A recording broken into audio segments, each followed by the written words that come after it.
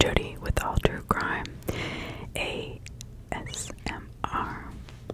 And this is the continuation of the reading of One on One by Michael Kelso. You can find him on Reddit at u/horror_writer_1717. Just as disclaimer, this is still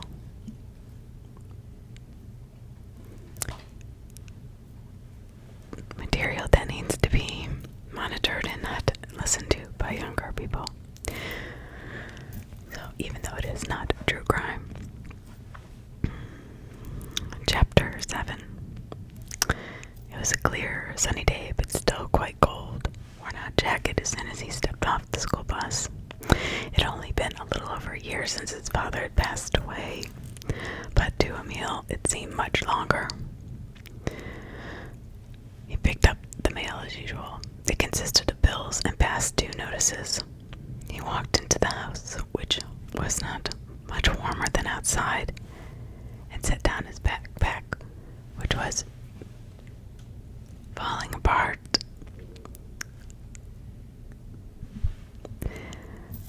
He had tried to sew it together, and it had worked for a while, but now it needed sewing again. He didn't dare ask for a new one. The last time he tried, his mom went ballistic on him, saying that she barely had enough money to feed him.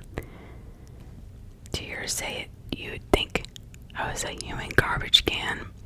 At 13 years old, Emil had lost 13 pounds in the past year. She barely fed him at all.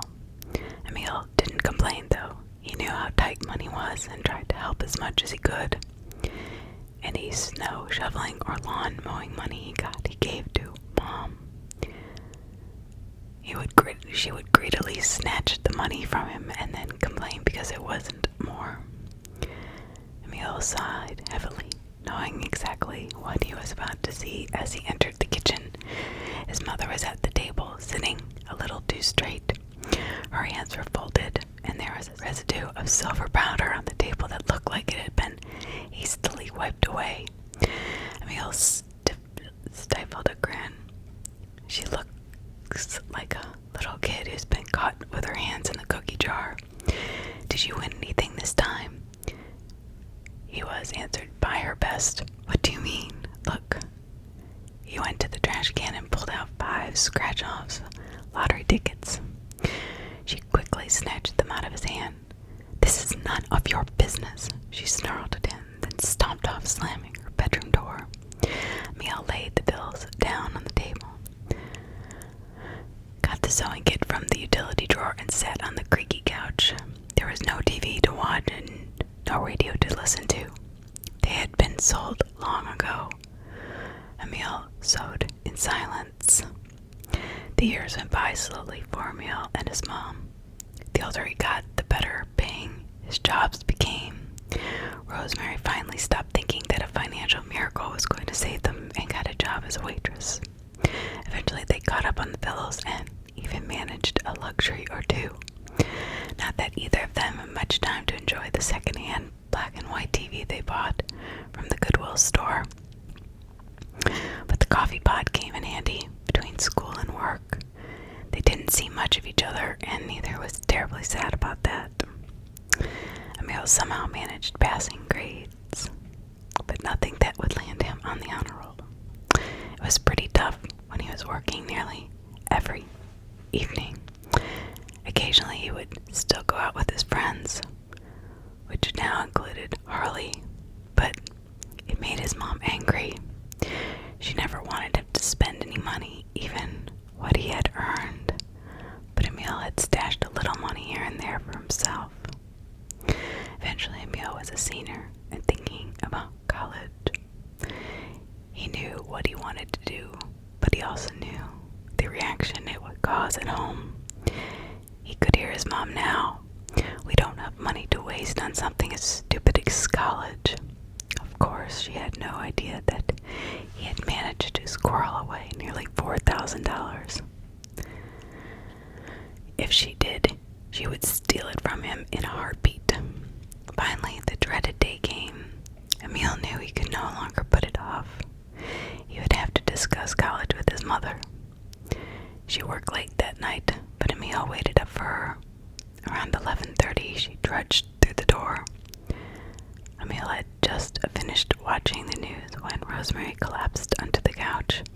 "How was your day?" Emil said.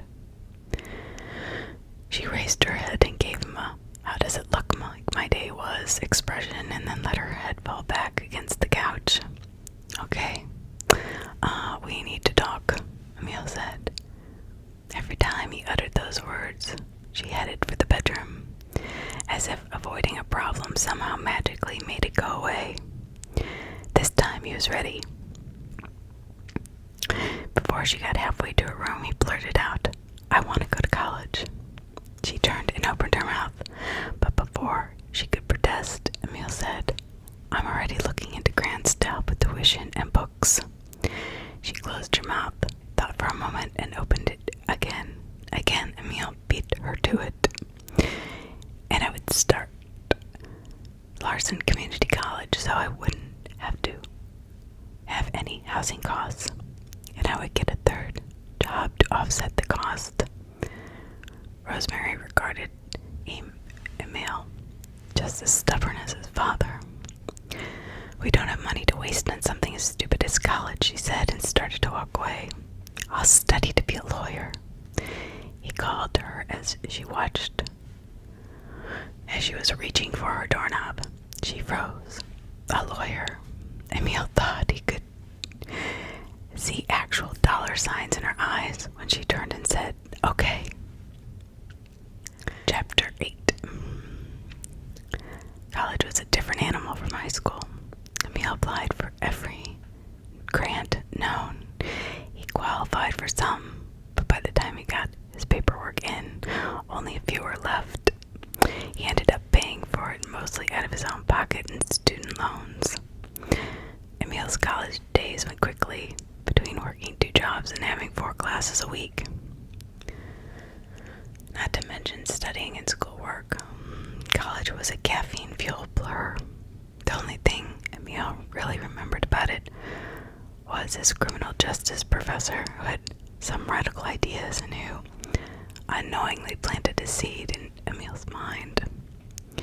After 2 years, Emil earned his associate's degree in criminal justice. It was all he was really going for, but he kept it a carefully guarded secret. Mom would have had 2 heart attacks if she found out that I had no intention of becoming a lawyer. He told his mother that he wanted to look for a higher paying job so he could quit his part-time job and have more time to study. Thinking of the pot of gold at the end of the rainbow, of the college rainbow, she agreed. He never told her that the job was at Larson State Prison.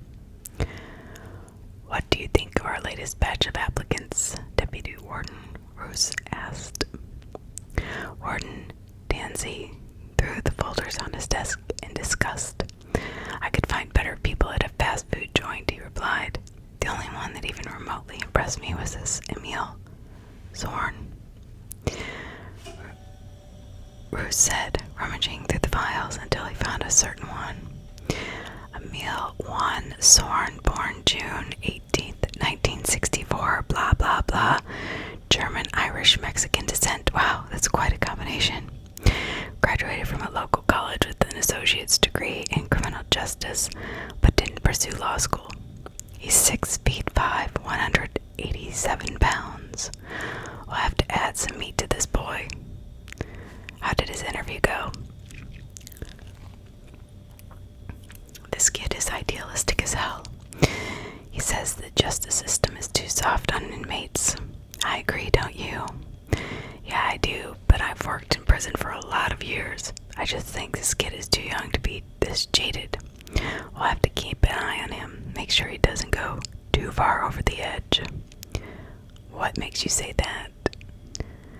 "I don't know, just the way he looked when I was talking about justice, like there was something just below the surface screaming to get out." "Well then, keep an eye on him." he's hired. Yeah. I'll call him and break the bad news. Congratulations, you've just been hired by the worst prison in the state. That's a hell of a thing for the warden to say. Ruth laughed. A pensive, melancholy shadow passed over Dancy's face. If only it weren't true, he said, looking at Zorn's file. Thank you very much, Warden. I'll see you first thing on Monday. Emil hung up the phone as a ballistic missile of anger, known as Rosemary, shoved a finger in his face. No, I absolutely refuse, Emil's mother declared. This is what I want to do. I won't allow it. You won't allow it, Emil slowly repeated as a cauldron of emotions started to bubble. I won't let you throw your life like Dad threw away his. That's what you want to say, isn't it? She stood silently somewhere between anger and despair. Did you love Dad? She stared at him with shock in her eyes. How can you ask me a question like that? Every time I mention him, you change the subject, and when I want to follow in his footsteps, you absolutely refuse. Follow in his footsteps right to the grave. I want to honor his memory, unlike you. It was too much for her. You didn't know what your father was. You didn't see what that place had made him. You saw a loving father. You didn't see the drugs, the drinking, the abuse. Oh, I've seen my share of abuse, he said, glaring at her. Rosemary was shocked by the confrontation. I provided a home for you in your darkest years, and this is how you repay me. The only reason the years were dark is because of you. You stole my childhood. I became your slave. You stole money from me, pretending it was for both of us. Repay you, I already paid for all of this and then some. Your father was a drug dealer. That's why he died. You're lying, Emil said with quiet menace. Am I? Or did you just see what you wanted to see and ignore the rest? The cauldron boiled over. Emil's hand lashed out in a savage backhand across the mother's face. The physical impact knocked her backward. At the same time, the mental impact sent him reeling. He stared at his hand, eyes mouth wide as though it belonged to someone else. Until that moment, he had never imagined striking his mother. She regained her composure and rubbed her stinging cheek. Well, this feels familiar, she said. This is how my arguments with your father usually ended. She closed her bedroom door behind her. Chapter 9. The powder exploded with a roar that reverberated off of the concrete block walls, sending buckshots down the barrel to its intended destination.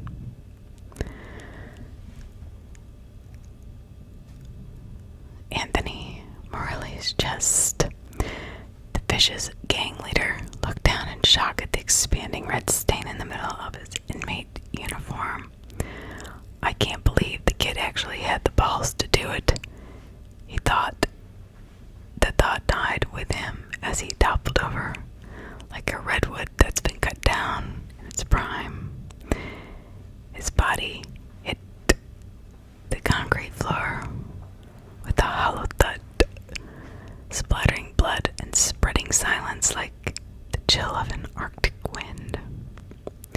Emil Zorn looked down the barrel of the shotgun, hardly believing it himself. He knew all eyes were on him, and even though he wanted to go somewhere and throw up, a show of strength was needed.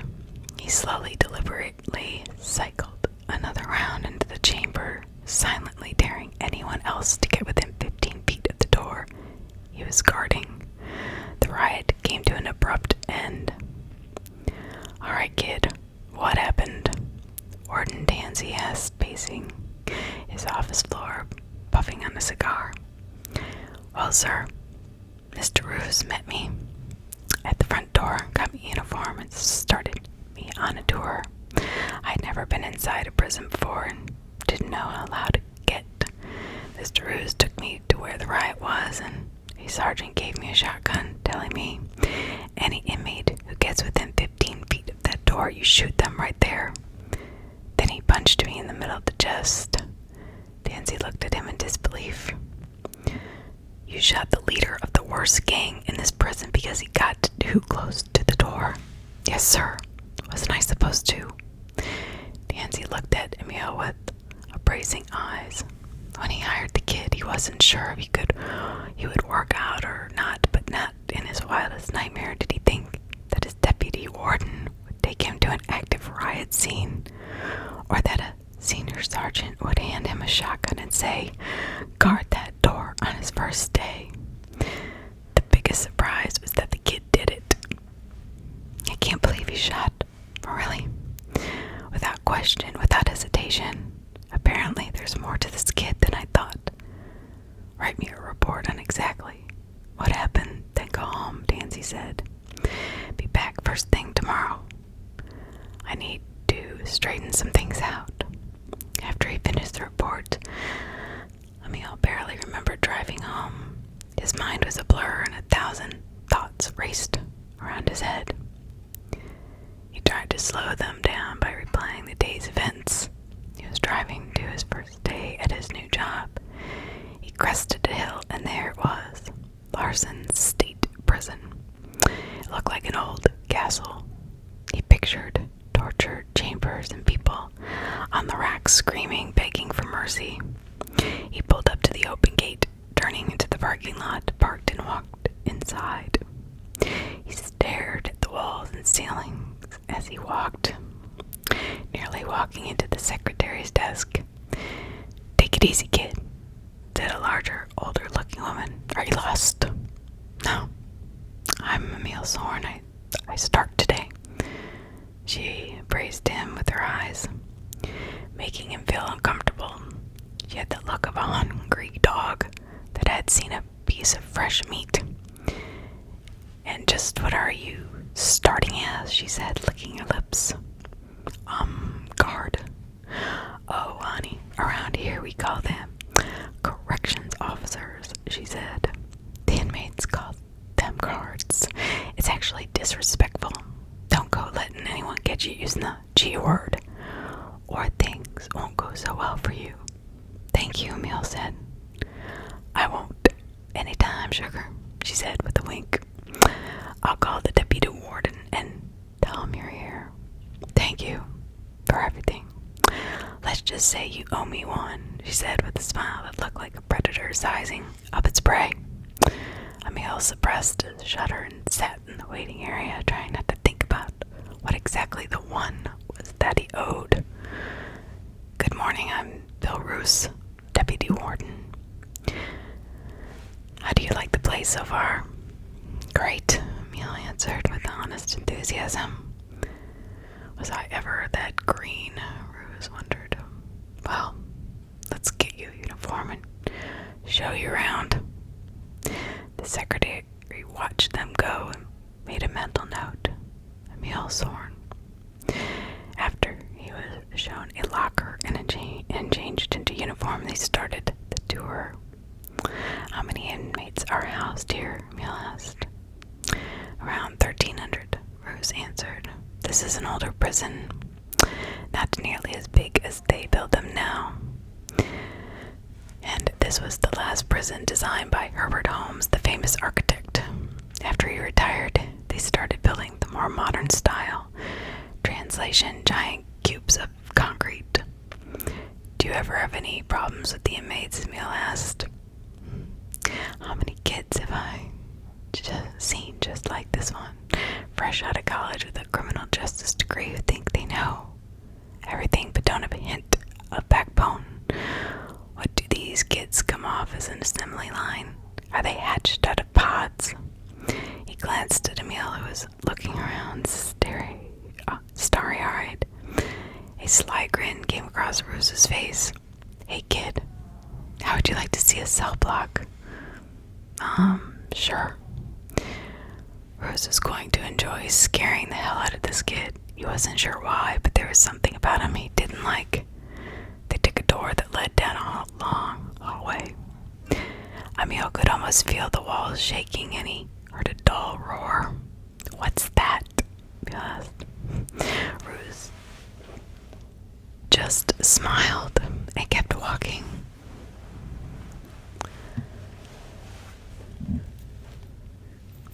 The roar got louder as they approached the end of the hall. When they opened the door, Emil was nearly knocked backward by the deafening noise. He looked up to see hundreds of inmates all screaming, cursing, banging on their cell doors, making an incredible racket. A handful of officers in riot gear stood in the middle of the room. Emil noticed some of the cell doors had been damaged and were about to fail. Many were in the process of failing. The sergeant in charge ran over. "Is this all you brought?" he yelled, looking at Emil. "This is Emil Zorn. It's his first day," Rose yelled. "The emergency response team should be on their way." The sergeant held out a 12-gauge shotgun to Emil. "You know how to use one of these, kid?" "Yes, sir." "Good. If anyone in orange gets within 15 feet of that door, you shoot them right there." He punched Emil in the middle of the chest, knocking him backward a step, and then handed him the shotgun.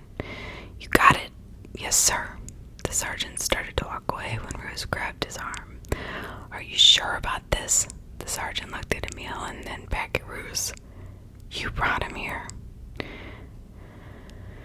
He turned and went back to his men. "I'm going to check on the ERT. Be safe, kid," Rose said.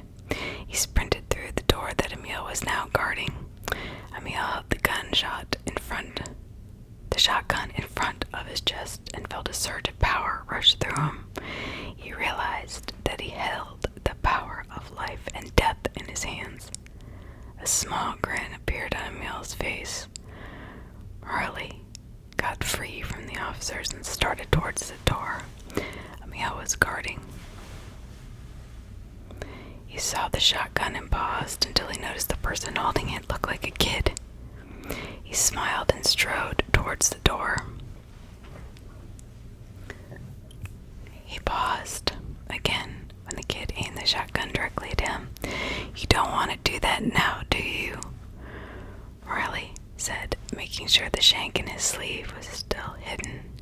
Emil gave him no warning, just followed his every move while mentally measuring how close he was to the door. "You couldn't take a life, boy. You don't have it in you. You don't have what it takes." Riley said, advancing again. "Why don't you just put that gun down before innocent people get hurt?" Emil grinned a little broader. "You're not innocent," Emil said as Marley crossed his invisible line, and Emil pulled the trigger. Chapter 10. Lunchroom duty was about as boring as it gets in prison. Standing in a corner watching 500 inmates eat was bad enough, but doing it while hungry was infinitely worse. This is Emil's third time doing lunchroom. He was behind getting to work today and had to skip breakfast. The beef stroganoff they served for lunch smelled fantastic, probably more due to Emil's hunger than those kitchen staff's actual cooking prowess. As the inmates finished eating, his stomach gave a loud growl, catching the attention of a passing inmate. "Whoa, son, last time I heard something growl like that, it was chasing an antelope. In that belly." "Yeah, already looked like a stiff breeze would blow you down." The inmate chuckled and Emil couldn't help but crack a smile. "I'm Frank Carson, son. And if any of these boys give you any trouble, you just let me know." Emil nodded as Frank checked out his name tag. "Zorn. Any relationship to Francis Zorn?" Maybe. Frank looked into his eyes. You're his boy, ain't ya? Maybe. Come on, son. There ain't no secrets in this prison. Emil sighed. Yeah, he was my dad. Real sorry about what happened to him. He was a good officer, one of the best. Thanks. Well, I won't keep you from watching these dangerous animals. Criminals. You mentioned you remember what I said. Emily grunted and turned his eyes back to the lunchroom, but Carson's words haunted his thoughts. He had tried asking the veteran officers about his father. He couldn't get a straight answer. In desperation, he sought out Frank Carson. It took you a week of asking around before you came back to me. Yeah, I knew your dad. He was a good officer. Everyone's been saying that, but no one will tell me what happened. Are you sure you want to hear the truth? Yes. I'll warn you, it ain't gonna be a pretty picture. I have to know. Well, it all started about the time you were born. Francis just wasn't making enough money to make ends meet. He was approached about bringing in some extra cigarettes to help inmates between commissary orders. At first he wouldn't do it, but I guess his bills got out of hand. I think there was some problem with his wife, too. Maybe gambling. Eventually he agreed to do it, and he made a little side money, and no one was the wiser. Emil gritted his teeth. I thought you said he was a good officer. He was. He just needed a little extra money. Stealing himself. Emil remembered how much he wanted to know the real story. How long did this go on? Years, till someone wanted him to bring in something stronger. Drugs? Emil asked, wondering how long he could contain himself. Just uppers and downers at first. He didn't like it, but he was already in too deep. He tried to say that he wouldn't do it, but the inmate who controlled him threatened to get him fired if he didn't keep bringing it in. Threatened him. That's how it works, kid. They pull you in so deep you can't get out. Who was it? Who threatened my father? Emil demanded. Someone with a lot of time to do. Is he still here? Look, kid, you don't want to go looking for trouble. There's plenty of trouble here without looking for more. Is he still here? Emil said, barely containing himself. Frank sighed. Yes. Who is he? I can't tell you that. Tell me. You're too upset about this right now. We'll talk about it later. Tell me. No, and if you keep acting like this, I won't tell you anymore, ever. Emil realized how close he was to the truth. It was driving him like a carrot dangling just out of a donkey's reach. I'm sorry, Emil said, composing himself. I would like to finish this conversation at another time. If you'll excuse me, I have to finish my rounds. Thank you for stopping by, Frank said. I enjoyed our talk. I did too, Emil said, then slowly walked away. Chapter 11.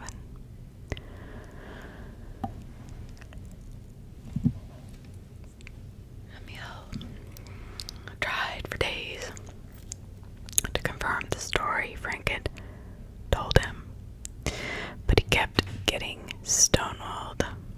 Some people let little clues slip, suggesting that the story was accurate. Emil paid Frank another visit. You come back to hear some more? Yes, I've settled down and I think I can handle it. You best be real cool because this next part ain't pleasant. I'm ready. Well, soon bigger demands are being made of your dad. He's bringing in marijuana, heroin, crack, you name it. This inmate's main supplier delivered to him, and Francis became the main supplier for the prison. and no one noticed. Actually, the problem was they did. The little enterprise got too big and soon people were asking questions. One thing led to another, and the warden called her dad into his office. He went expecting to get fired, possibly arrested, but instead the warden wanted a cut, and your dad got put in the best place to distribute the drugs. Stop calling it that. Call it contraband. Okay, contraband, Frank said, rolling his eyes. Then what happened? Emil asked. Well, your dad tried to quit. Well, why didn't they just let him and get a new distributor? Look, this ain't Walmart. You can't just up and quit. Francis knew too much about many of the wrong sort of people. In other words, they killed him to silence him. Look, that's the way things work. Somebody tries to get one over on you, tries to destroy what you've taken years to build. There needs to be a response. A response. Murders is a response now. I found it sends the loudest message. It's a message that people don't ignore. My father was killed as a message. Emil said slowly, letting the thought sink in. Yes, and now I can continue my dealings with the Zorn family. What do you mean, dealings? Haven't you figured it out yet, kid? I'm the one who controlled your father. Emil's face flushed. What? That's right. And when I couldn't control him, I killed him. And now I'm the one who's gonna control you. That's not gonna happen, Emil said through gritted teeth. You may want to consider when I report that you've been in my cell threatening me. I haven't done that. You and I know that, but no one else does. An officer's word is better than an inmate's, Emil said, with his head high. Frank laughed. Wow, you are green. You've been here, what, 2 months? I've been here 27 years. I'm a trustee. They'll believe old Uncle Frank over some snot-nosed rookie. What if I refuse? I'll put a hit on you. Why? Because I've already told you too much, and hitting someone in here is, well, it's easy and cheap. A lot easier than answering a bunch of questions. Let me think about it. Why? So you can go blabbing? I don't think so. Yes or no right now? Then the answer is no. How disappointing. I thought family counted for something. You could have continued your father's legacy, Frank said with a sneer. Oh well. Killed one Zorn, I might well make it two. Emil was shaking with rage. It was too much for him to stand. He dove into Frank's fists, flying, raining blows down on him. It was the last thing Frank expected. His shock gave Emil the upper hand briefly. Frank outweighed Emil by a good 80 pounds, and although he had a belly, it was mostly muscle. He worked out 5 days a week and could bench 350 pounds without breaking a sweat. Emil's surprise attack was short-lived once Frank got a hold of him. Although Emil had landed many punches, they didn't have much power behind them. All they really managed to do was infuriate Frank and alert other inmates that a fight was in progress. A crowd formed around outside Frank's cell, trapping Emil inside. Frank unleashed a right to his temple that made Emil's knees buckle. While he tried to regain his balance, Frank threw a left that fractured Emil's jaw and knocked him to the floor. Momentum had swung, and Frank now held the upper hand. In desperation, he kicked at the nerve cluster on Frank's inner thigh. Frank was stunned for a moment. Emil tried to use this time to get back on his feet. He made it as far as his knees before Frank recovered, gave him a savage kick to the ribs. force. The force of the kick threw him halfway across the cell. Frank grabbed his shirt and unleashed a flurry of massive blows to Emil's head and chest. Blood flew with every punch. Emil's resistance was all gone. All he could do was lie there and wait for the inevitable. His vision started to get hazy. He could hear someone talking, but they sounded like they were at the end of a long tunnel. "Your father's a lot tougher than you," Frank said as he hovered over a barely conscious Emil. He pulled a shank from under his pillow. His lips drew back into a feral grin as he held it over his blood-covered head. He looks like some deranged pagan priest about to make a sacrifice. As he faded into unconsciousness, he heard the sound of Frank screaming. Then everything went black.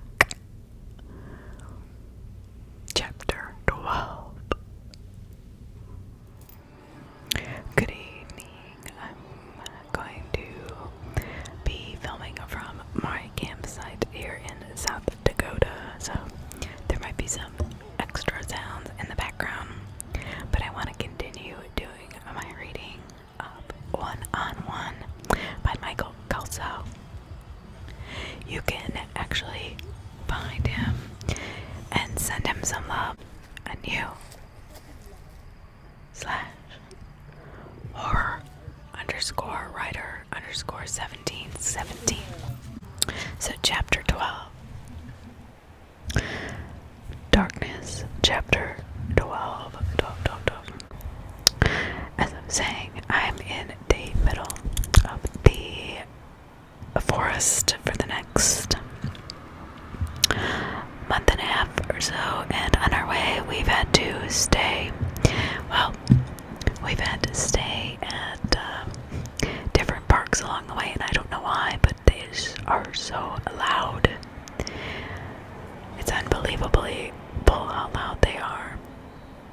You would think we were actually on the highway, but we're not. Alright, so continuing on.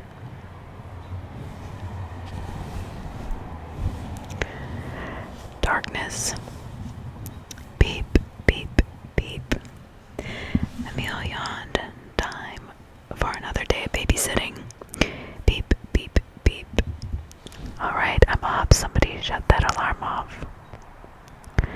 I said, I am up. It kept beeping. Beep, beep, beep. I'm gonna smash that alarm clock. Emil tried to turn it off. Why won't my arms move? Why are my eyes even open? Beep, beep, beep. A woman in white entered room 415. "Good morning, Mr. Zorn. Time for your meds," she said, as she injected a needle into a tube. "There you go. See you in a few hours." "Wait," Emil shouted. "Where am I? Why is it still dark? Who are you?" But she didn't even pause on her way out of the room. What is wrong with me? Why can't I move? A few hours later, the doctor entered the room and checked Emil's chart. When a young, attractive nurse walked in. "Good morning, Mr. Zorn. Time to check your vitals again." She ran through a diagnostic procedure she had done thousands of times. "Looking a little better than yesterday. I'll see you later," she said, smiling. "Why do you do that?" the doctor asked her on her way out. "Do what? Talk to him." "Why shouldn't I?" "Because it has never been proven that comatose patients hear anything, or that talking to them does a bit of good." She looked back at Emil. "You never know."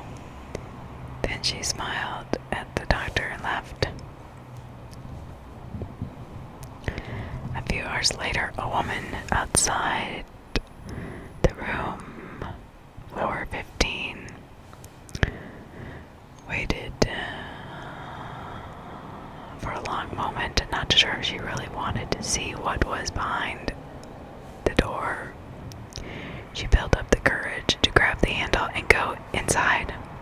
grasped at the sight of the person lying on the bed with tubes running in and out of his body.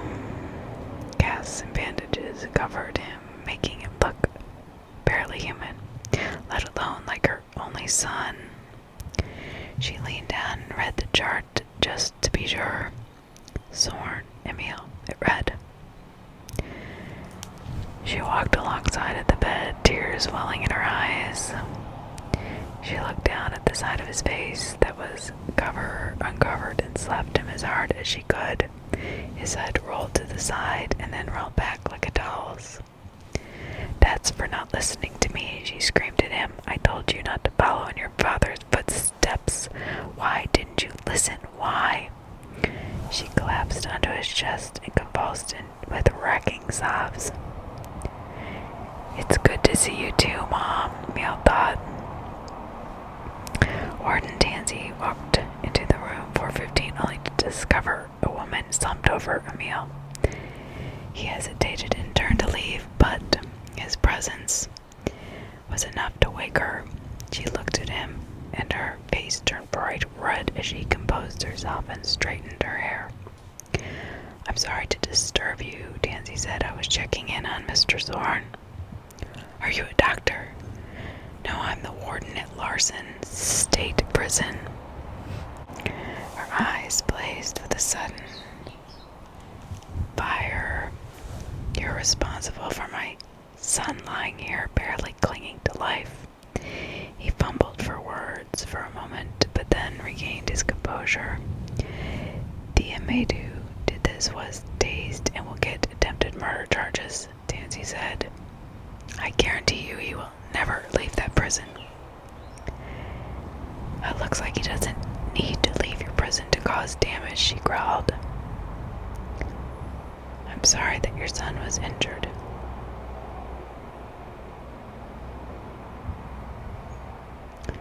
And I pray for his recovery, Tansy said. Rest assured, when he recovers, he will still have a job waiting for him. Injured, she said, as though hearing the word for the first time. I have been injured. You took my husband.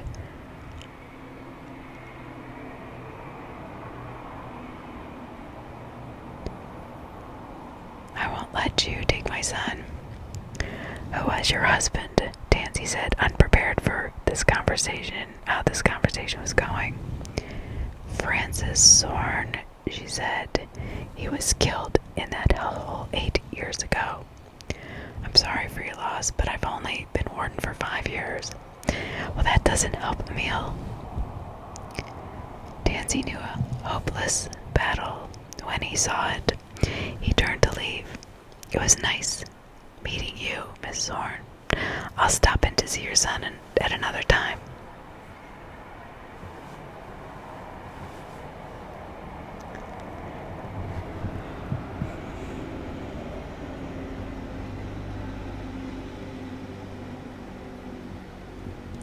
It was not nice meeting you, she growled, and don't bother. Meanwhile, deep inside the recesses of Emil's mind, it was a foggy day, so foggy that Emil was surprised he could even see the baseball to catch. But somehow, where he stood was clear. Emil caught the baseball in his glove. He looked at his dad and smiled.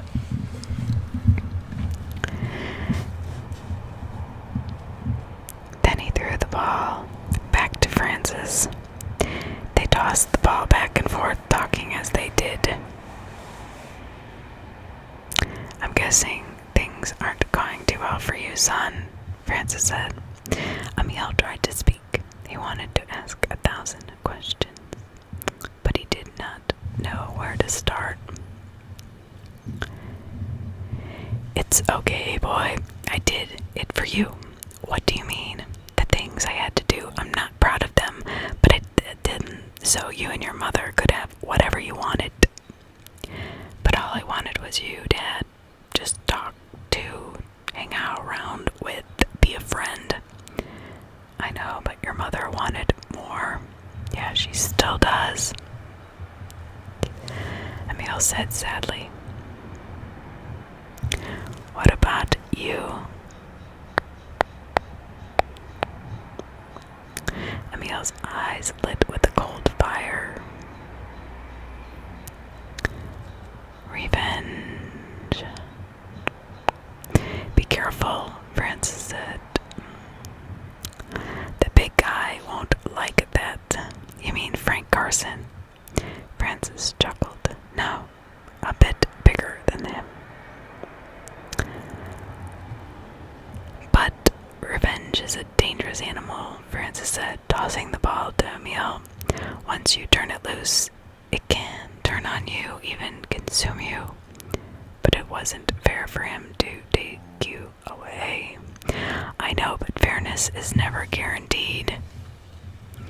What about justice? Emil said, throwing the ball back. Whose justice? Francis said, without a hint of anger. Who decides what is that? What is just? Emil didn't have an answer. It's time for you to go, son. No, Emil pleaded. Why can't I stay? That's not your time, Francis said, smiling. I will see you again. Or will I see you again? Emil asked. I don't know, son. If you let your rage control you. This may be the last time we meet. No, Emil cried out. The ball appeared as if out of nowhere. Emil caught it and looked for his father to toss it to, but the fog thickened and his dad was gone.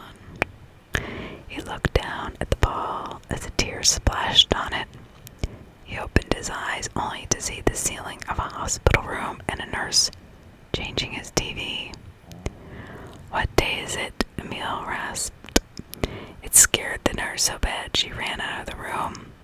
Chapter 13. Emil marched down the long road to recovery. Even after he was relieved from the hospital, he rehabbed every day, even after it wasn't needed. He started a weightlifting program coupled with a nutrition program designed to build strength. He worked out 7 days a week, gaining muscle day by day.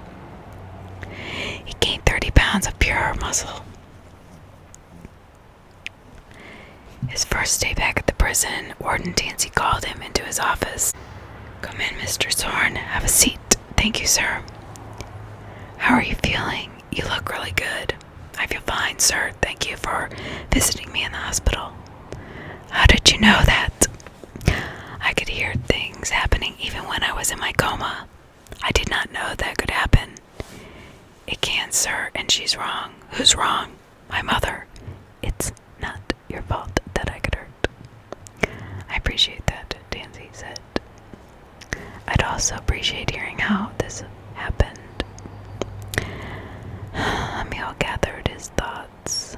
Inmate Carson intrigued me with this story of my father, but I knew something was wrong. He was giving me the story I've wanted for years and asking nothing in return. I interrupted him, and when I went back a couple of days later, I went prepared. Emil reached into his shirt pocket and pulled out what looked like a pen. I recorded the incident on this, sir. That's a bit James Bond, isn't it?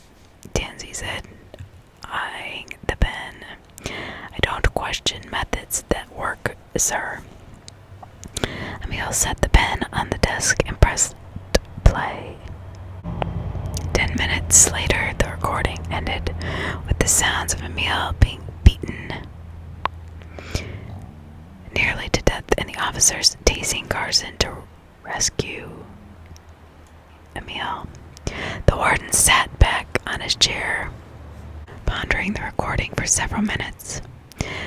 It definitely fills some holes in the story, but I don't think it will hold up in court. I understand, sir.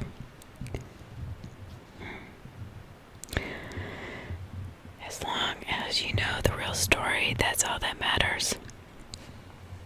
I am concerned, though, that you began an investigation without informing anyone.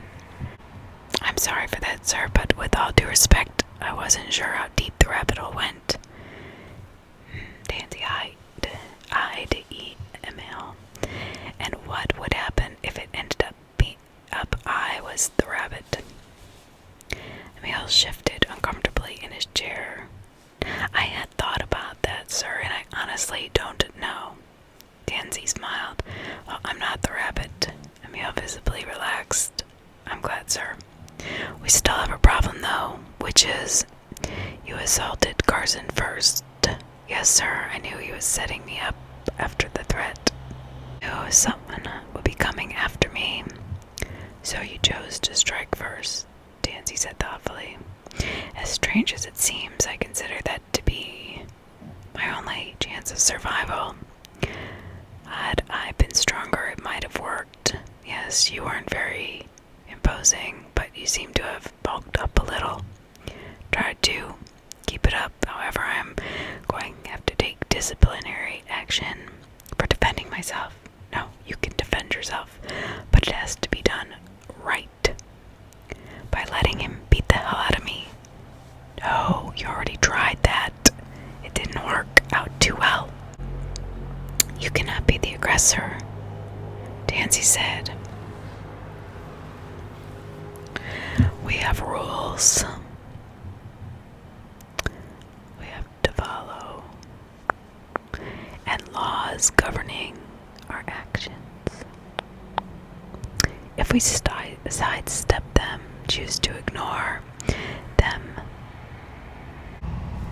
then we are no better than the people imprisoned here. So we have to obey the laws, but these criminals can do whatever they want. I see where this conversation is going. Being in prison is their punishment. It's not enough. Granted, but you and I don't get to make that judgment. Why not? If the system fails, why doesn't justice fall to those it belongs to, the victims?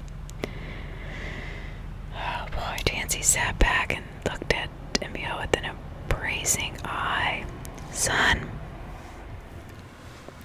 I'm gonna give you some personal advice. Let go of your anger and hate. A place like this will destroy you. Emil exhaled and visibly relaxed. You're right, sir. I just get tired of seeing people do heinous things and then sit in a cushy cell like they're on vacation. No argument there, but we have to. That's our job. Thank you, sir. I'll try. Good. Now I have to give you your punishment. Oh, yeah, I forgot. Officer Zorn, for 2 months you will work in the restricted housing unit only. RHU, Emil said slowly. Where the man is housed who murdered my father and tried to murder me. I don't know if I'll be able to do that, sir. Well, I'm ordering you to. Either do it or you're fired. Emil straightened in his chair. Yes, sir. Is there anything else, sir? No. You're dismissed. Emil got up to leave. Zorn. Yes, sir. Look past the punishment and see the opportunity. Yes, sir, Emil said. He left feeling confused. Look past the punishment and see the opportunity.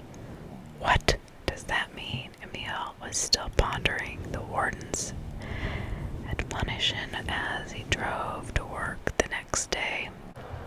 Day 1 of my 60-day sentence, he said as he entered the RHU. He started his first round and was greeted at the third cell by calls of, Hey! Hey! Look who it is, my old sparring partner, Emil Zorn, from Frank Carson, as he walked up to the cell door. Emil walked up to the cell door as well, and then just looked away without saying a word. Come on, Emil, you look like you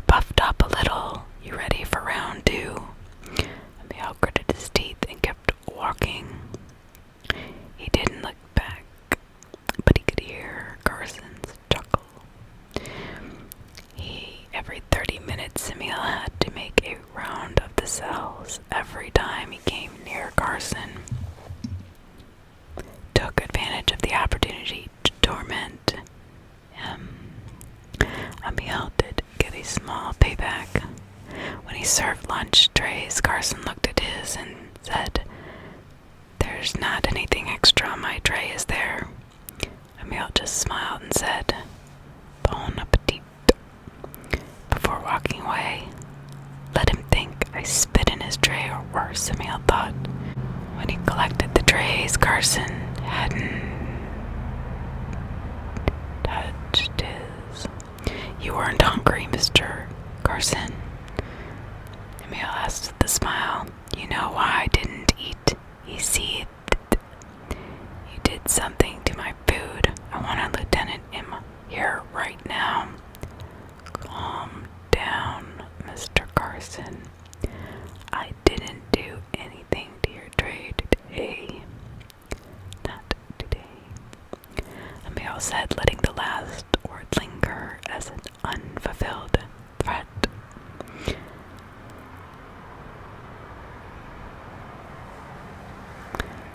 After a week of Carson's verbal abuse, countered by Emil's mental retaliation, the game grew stale. Carson seemed to settle down, but Emil knew he was just trying a different tactic.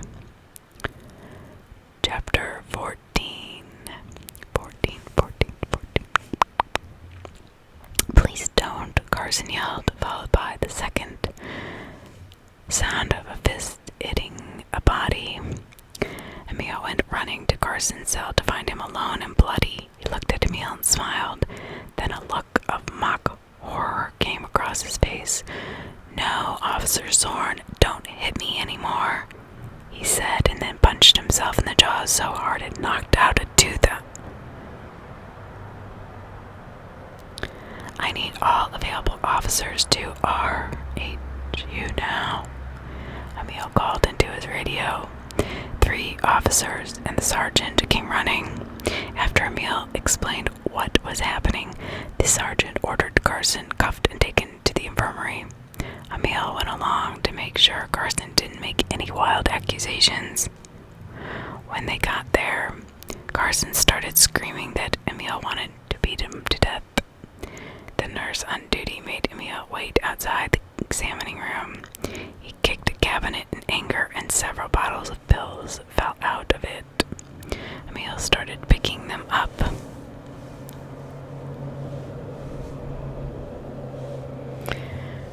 When he happened to notice the label on one, Frank Carson hypertension. Take 3 times a day. An idea struck Emil. He opened the bottle, looked at the pills, and then looked at several others. He saw some that looked almost identical. He dumped out Carson's real medication and replaced them with others. As an afterthought, he looked at the other label, and it said salt tablets. That should make him good and sick, Emil thought with a smile. He put things back in order just as a bandaged, moaning Carson was brought out. Emil rolled his eyes at the performance, took Carson back to RHU where he collapsed on his bed and moaned even louder. One of the officers looked from Carson to Emil, patted Emil on the shoulder, and said, "Good luck." On Emil's next round, Carson said, "Officer Zorn, could I trouble you for a drink of water? My injuries are so severe that I can't make it to my sink without pain." Emil kept walking once again. Hearing Carson chuckle behind him, Carson tried to press charges against Emil for assault, but they didn't stick. The warden gave him another 60 days in RHU for false accusations against staff. Back and forth they went like 2 dogs fighting over a bone. But as time passed, Carson's interest in the game faded. Until one day, when Emil passed, the prisoner didn't bother to speak. "What's the matter, Carson? Did you forget to take your asshole pills today?" "Major headache," he replied. "I don't feel like playing today, Officer Zorn." Against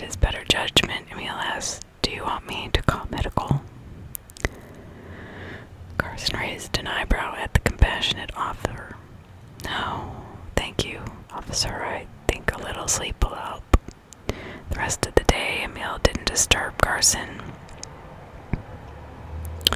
Carson didn't move, didn't even eat, he just slept all day. When the next shift came on, Emil informed them of Carson's headache and told them to be careful in case he was trying something. The next day, Carson was just as bad. "Are you taking any pain meds?" Emil asked him. "The nurse gave me some Tylenol last night, but that barely made a dent in the pain." Emil pulled his radio off his belt. "Medical, please come to RHU en route." 5 minutes later, the nurse was examining Carson. "His blood pressure is through the roof. I'm going to double his blood pressure meds until he stabilizes," she told Emil. "Have you been eating a lot of salty food?" she asked Carson. "Only whatever I get on my tray." "You should already be on a low-sodium diet. I'll double-check with the kitchen." "Thank you, nurse," Carson said as she left. "And thank you, Officer Zornite. I know we've been at odds lately. You didn't have to call the nurse." "You're welcome," Emil said. 3 days later, Frank Carson died of a massive heart attack.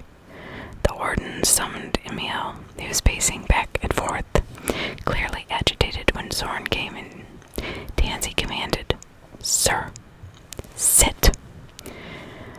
When I said, "see the opportunity," that meant you were supposed to learn to control your anger by facing the person who makes you the most angry, not kill him. Tansy screamed. "Sir, I had nothing to do with that." Tansy glared at him. "You're telling me that it was just some coincidence that the man you hated most in the world happened to pass away while you were assigned to his unit?" "It does look suspicious, doesn't it?" Emil said. "Who assigned me to that unit?" Tansy was fuming. "You're playing a dangerous game, Officer Zorn." "How old was inmate Carson?" Emil said. "I think he was in his 60s. Tansy said, not sure where this was going. "His charges were murder, institutionalized rape, drug trafficking, triple life sentence, if I'm not mistaken." "Your point?" "My point is, sometimes old people die, and no one is going to shed a single tear, least of all me, about some over-the-hill piece of trash finally getting what was coming to him, but I had nothing to do with it." Tansy glared at Emil. "Get out," he yelled. Emil started towards the door, then turned back and asked, "Since Carson isn't in RHU anymore, can I have my punishment reduced?" "No, get out." Tansy screamed, picking up the heaviest book he could find and launched it at Emil. Emil ducked through the door before the book hit it, leaving a crack in the glass. Tansy closed his eyes and leaned back in his chair. For a few minutes, he sighed, walked around the desk, picked up the book and put it back, and noticed the title as he did. Ethics in Corrections.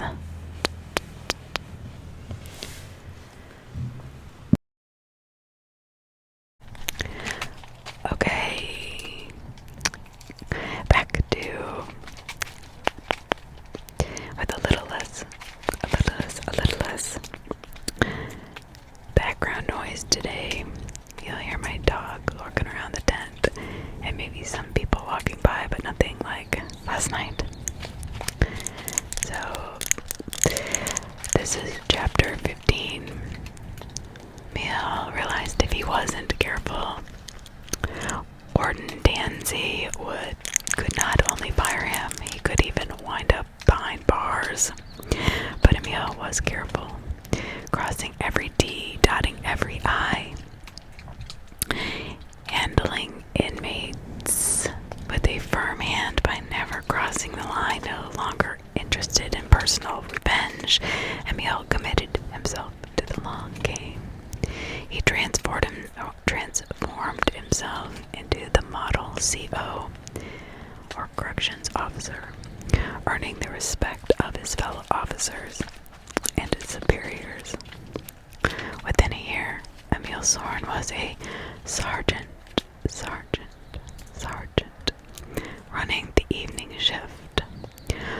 officers started transferring to a shift.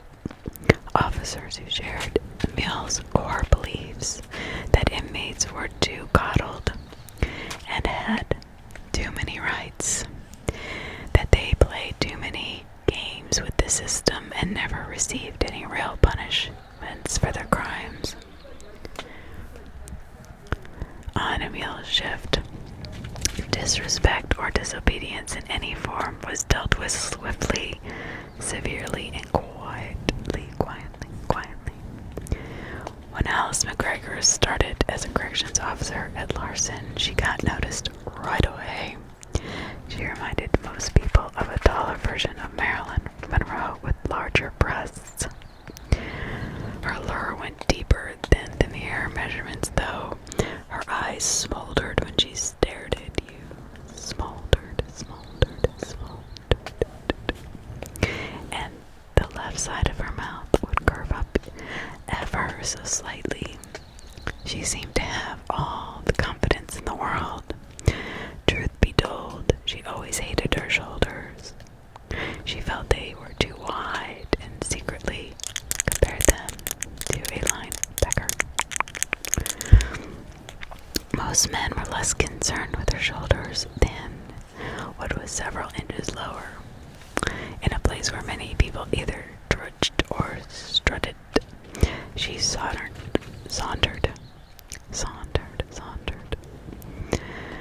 as if she were gliding in a cloud and nothing in the world could bring her down. Alice had only worked in Larson a month, and already every available officer on her shift, and a few who were unavailable, had asked her out, but not Emil. Alice knew the power her body had over men, and when Emil didn't succumb, she took it as a personal challenge. Emil found her very attractive, but he did not like work relationships. He had seen too many fail. She had made a concerted effort to get under his skin. One day she would wear too much makeup. The next day too much perfume. She made sure she had the tightest uniform she could fit into to show off her curves. Emil noticed all of these tactics but did his best to ignore them. Emil also sent her home for being out of uniform. The inmates noticed too, and they paid very close attention to her when she came on the cell block. Finally, Emil sat her down and had a talk with her. Officer McGregor. Emil started. Alice, she interrupted. What? Call me Alice. Officer McGregor, I've been very pleased with your performance as an officer so far. Why, thank you. However, we need to have a discussion about your appearance and hygiene. Alice felt like she had been slapped in the face. Excuse me, she said, narrowing her eyes. Look, there are days when you wear too much makeup, days when you wear too much perfume, and your uniform is too small, he said flatly. She shot him an icy stare. Have you had one of these little talks with any of your other officers? No, and I haven't had to. Then I believe this may fall under the heading of sexual harassment. Perhaps I should call my lawyer. Emil pounded the desk with his fist so hard that it rattled. Who do you think you're talking to? Emil demanded. This isn't some stupid little cheerleader camp. This is real life. Do you know what some of these people have done? Assault, murder, rape. What do you think they'll do to you if they got you alone in their cell? I'm trying to protect you and my officers who would have to risk their lives to go in and rescue your stupid ass. And you threaten me with sexual harassment. Get out of my office. Go home and rethink where you work and who you work around. Dismissed. The sheer force of his chastising threw her off balance. When he said dismissed, she found herself on her feet without knowing how she got there. She stormed out of his office, slamming the door behind her. She marched out of the prison with her head held high, determined not to allow the hot, angry tears to leak down her cheeks, while her fellow officers stared in bewilderment. Once she was safely behind the wheel of her car, she pounded the dashboard in frustration, let out a primal scream, and let the tears flow, creating streaks of mascara down her face, down her face, down her face, down her face, down her face.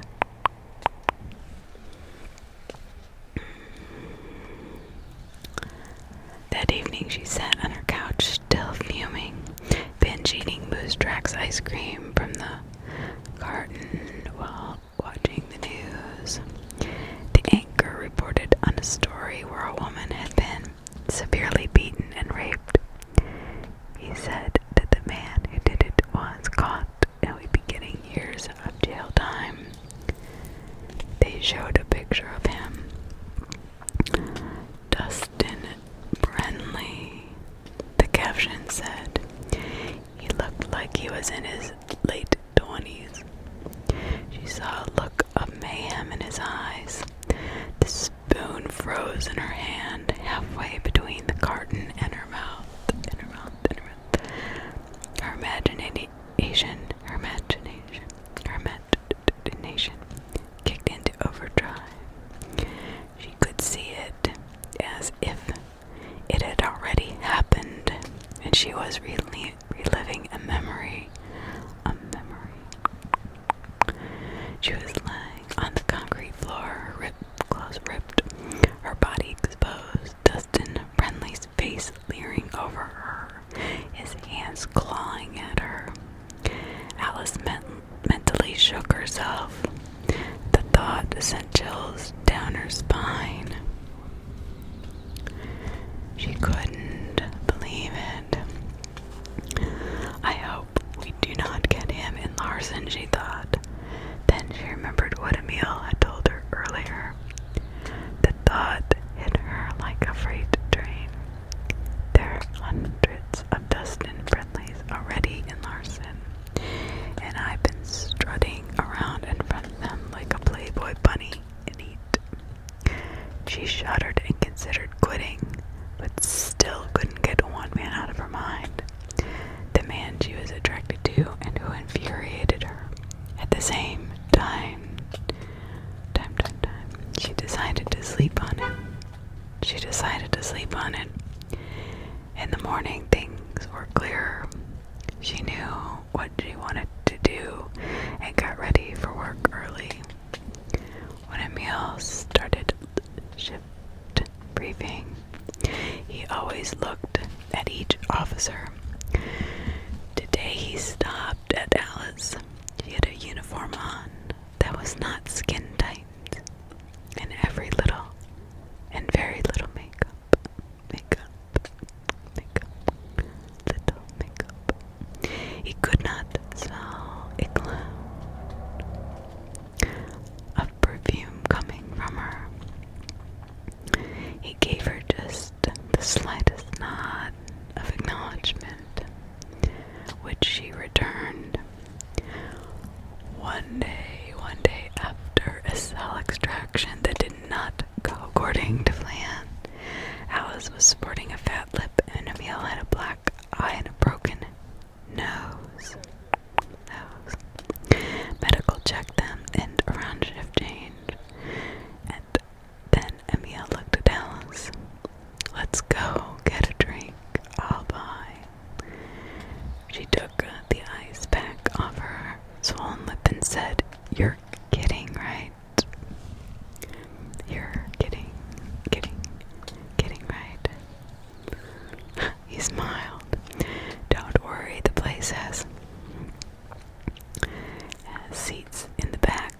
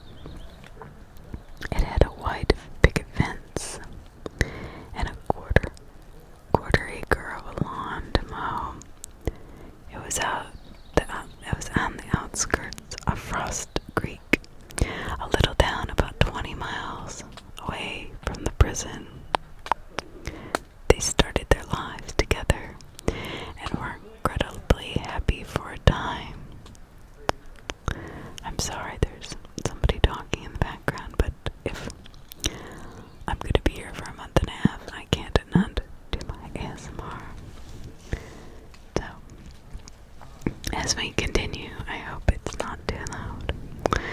Chapter 16. At work, Emil and Alice stayed strictly professional. No flirting, no nicknames, nothing personal. At times, it seemed as though they did not even know or like each other. They didn't even like each other. Nothing could be farther from the truth. Working around each other without the outlet of even a given look or loving touch created an overwhelming sexual tension between them.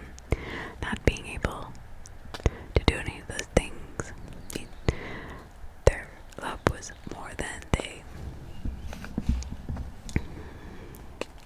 could take.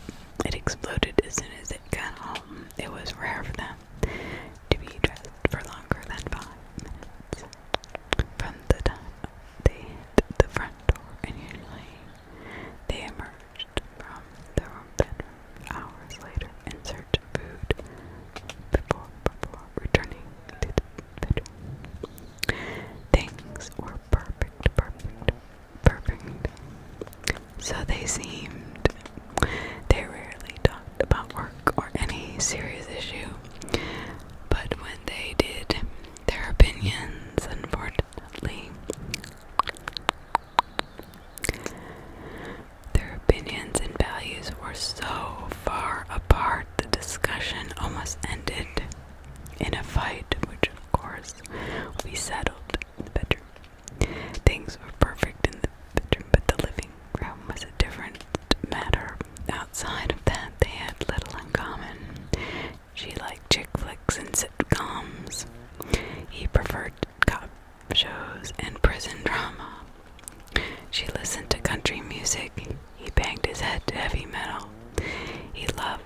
She loved a candle. She loved a romantic candlelight dinner on fine china. He would eat a burger every day. Her favorite line from a movie was, "I'll have what she's having," from When Harry Met Sally. His favorite scene was watching Boggs get dragged into a cell in the Shawshank Redemption. And to be honest, that would be me. I'd prefer what he likes. I'm not really a chick flick kind of girl.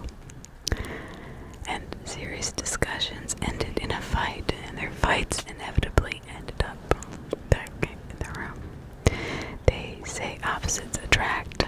What they don't question is, once they're together,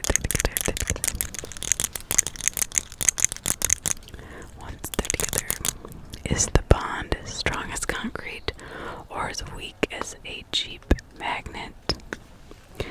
Meanwhile, back at Larson Prison, Arnold Fallon sat peacefully in his bunk, a little too peaceful for an inmate doing 15 years. His hands were folded in his lap.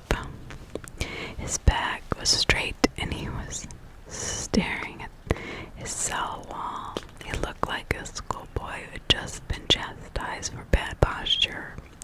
He sat and waited. They swept in like a fast-moving storm. 4 large men in full riot gear. Full riot gear.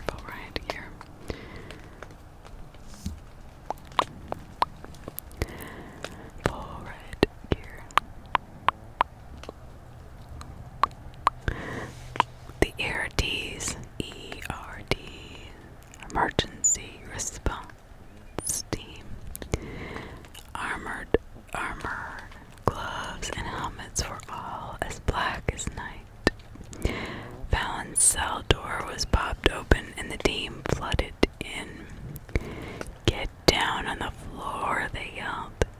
Fallon threw himself down on the cold concrete as they quickly cuffed him. Right leg secure, left leg secure, right arm secure, left arm secure. They called out their assignments with practiced precision. One secure, they ordered inmate Fallon to face the wall with a searched cell. They mattress, even the mattress went flying as they searched every nook and cranny.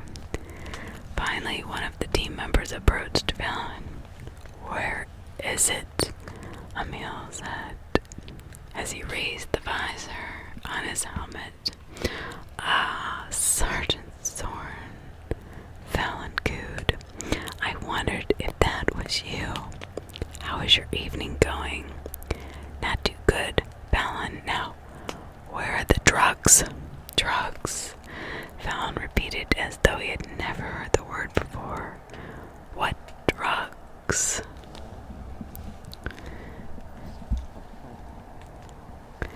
"You know exactly what drugs. You got your shipment in today." Fallon feigned confusion. "I took a Tylenol today. Is that what you mean?" Emil leaned down so close that he was nose to nose with Fallon. It was 5 inches shorter and 50 pounds lighter. "Don't play with me, shithead," Emil said.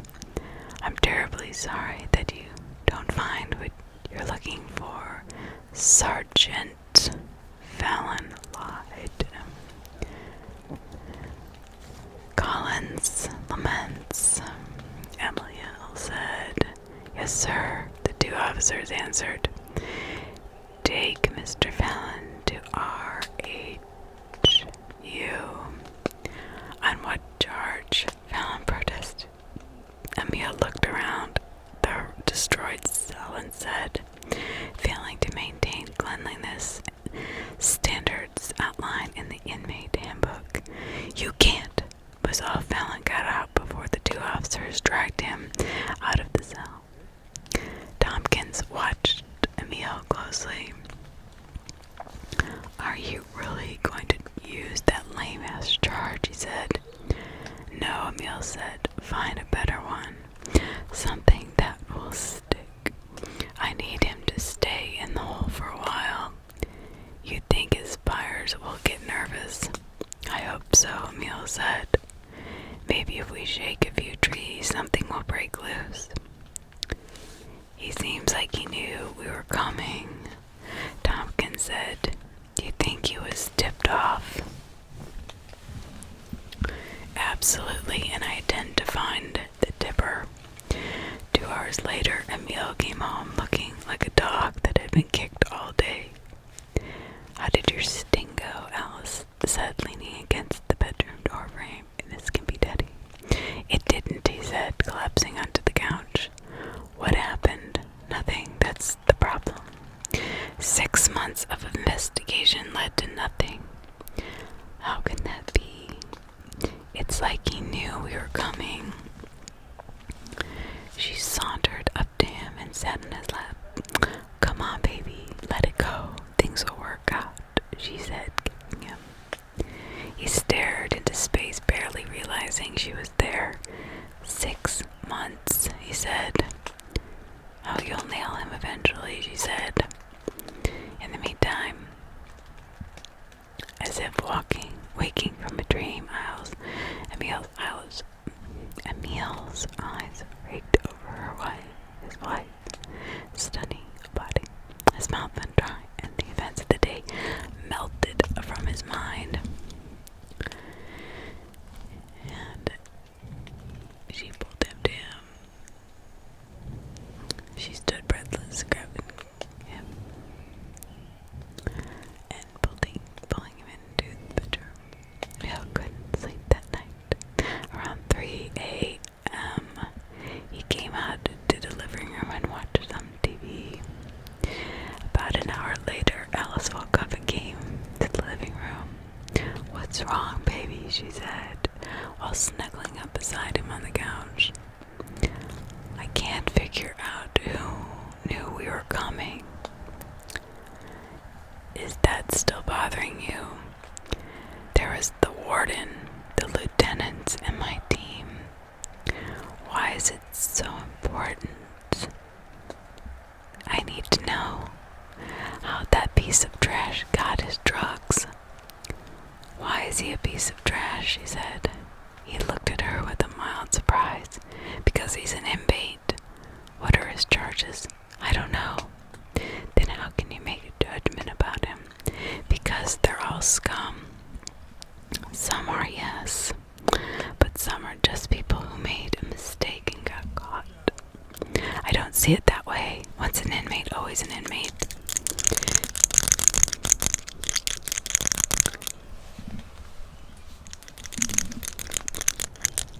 So if someone gets out of jail and never commits another crime, they're still a scumbag inmate to you? Yes. Alice looked at Emile in a whole new light. There's something I've been meaning to tell you, but the time wasn't right. I believe now is the time. Alice said, you remember meeting my sister, right? Yes, what did you think of her? Very pretty like you. Nice girl, smart, very polite. She did 1.5 years for possession of drugs. Now what do you think of her? I guess appearances can be deceiving. Do you now consider her to be a scumbag inmate? Emile didn't answer. You don't even want the rest of the story, Alice said, her eyes burning with frozen fire.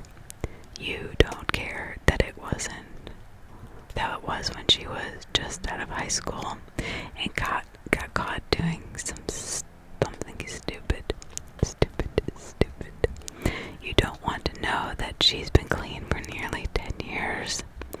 His Honor, Judge Shorn, had handed down a proclamation of guilt, and that in his final judgment on the subject. So I'm not allowed to have my opinion anymore. Emile said, the man is the head of the household, but the woman is the neck and can turn him whichever way she wants. Is that it? No one can change your mind once it's made up.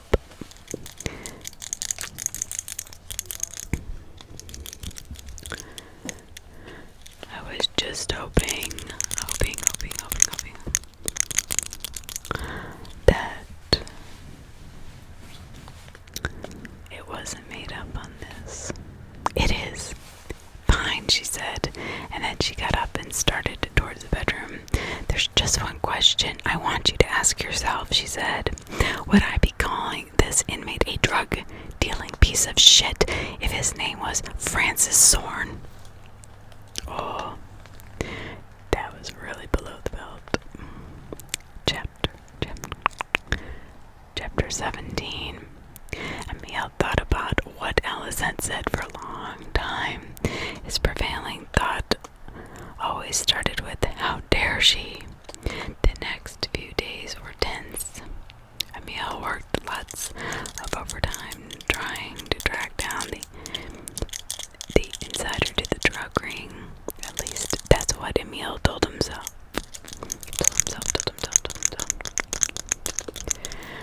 The other half of the time, if you want to know the whole truth, Emile was avoiding his wife. Since their blow-up, he had no desire to see Alice, much less talk to her. As the investigation kept hitting dead ends, Emile's frustration grew. Not having his loving partner to comfort him magnified it. Alice felt it too. The house was uncomfortable when Emile wasn't there, and even more uncomfortable.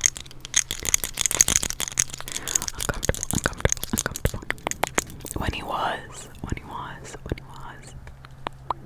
Work was exactly the same, though. They both were professional. Finally, she couldn't take it anymore. She went to a bar to wash down her loneliness with alcohol. She sat quietly in the back, ignoring the many drinks that were sent her way by admiring drunks. She was also focused on her drink that she didn't even look up when she heard someone clearing his throat. Not interested, she said. Without looking, Officer McGregor, Sorn. She corrected, identifying inviting her new suitor, Warden Tansy.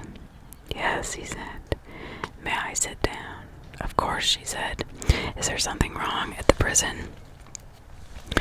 No, I just saw you over here in the corner and thought I would rescue you from an army of admirers. Vying for your attention. And you would have no personal stake in this whatsoever," she said, eyeing his empty ring finger. "You do me a grave injustice, ma'am," he said, feigning wounded pride. "You are a married woman, married to one of the brightest officers Larson Prison has ever seen." "Yeah," she said, with a far-off look. "He's the best, the best. I sense I have offended," he said. "No, if anything, you have proved the point that I've been trying to avoid for a while now."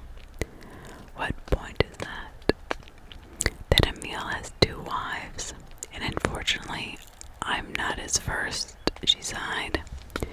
Tansy stared at his drink and thought the answer would magically appear. That's right, there is nothing to say." They just sat quietly for a few moments. "Well, I should probably get home. I'm sure Emil will have a lot of paperwork on my desk in the morning." "I'm sure he will," she growled. Tansy rose and bid her farewell, then stopped. "This career that you both have chosen is a difficult one, especially in relationships," he said.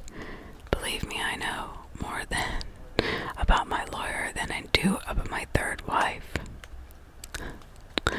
Alice could not help but smile. "Thanks, I'll keep that in mind."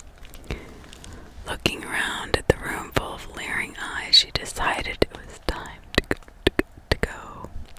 On the way home, Alice did some soul-searching.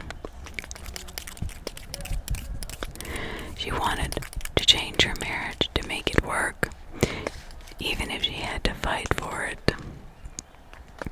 An hour later, Emil slammed the front door closed, threw his coat across the room, and punched a hole in the wall.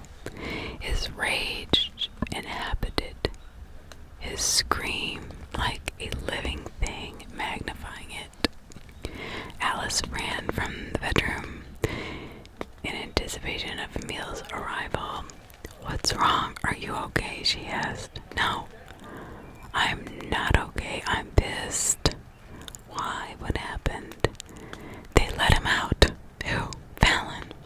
After working for 6 months to catch him dealing, they let him out of RHU without even hearing the case." "But how could they do that?" "Because he's a lieutenant snitch." Suddenly, evidence got misplaced, and the lieutenant said there was nothing to charge him with. Emil collapsed onto the couch. Alice sauntered over to him and started caressing him, telling him it was all gonna be okay. "Come on, baby, leave work at work. I have something to take your mind off of it," she said as she rubbed her body against his. Emil was so deep in thought he didn't even notice. "I need to find a way to expose that lieutenant," he pondered. She said, as she started kissing his neck and unbuttoning his pants. She pulled him and rubbing his body. Emil suddenly became aware of what she was doing, as though he had been awakened from a dream. "Look, I'm not in the mood right now." "Come on, baby, I'll put you in the mood," she said. "I don't want to be put in the mood. I do not. I need to think. Think about this," she said, and she climbed. "Enough," he shouted. "I told you no." "Why? Because you're pissed and got some innate you can't let go. You don't understand. You're right. I don't understand. You really do. You really hate them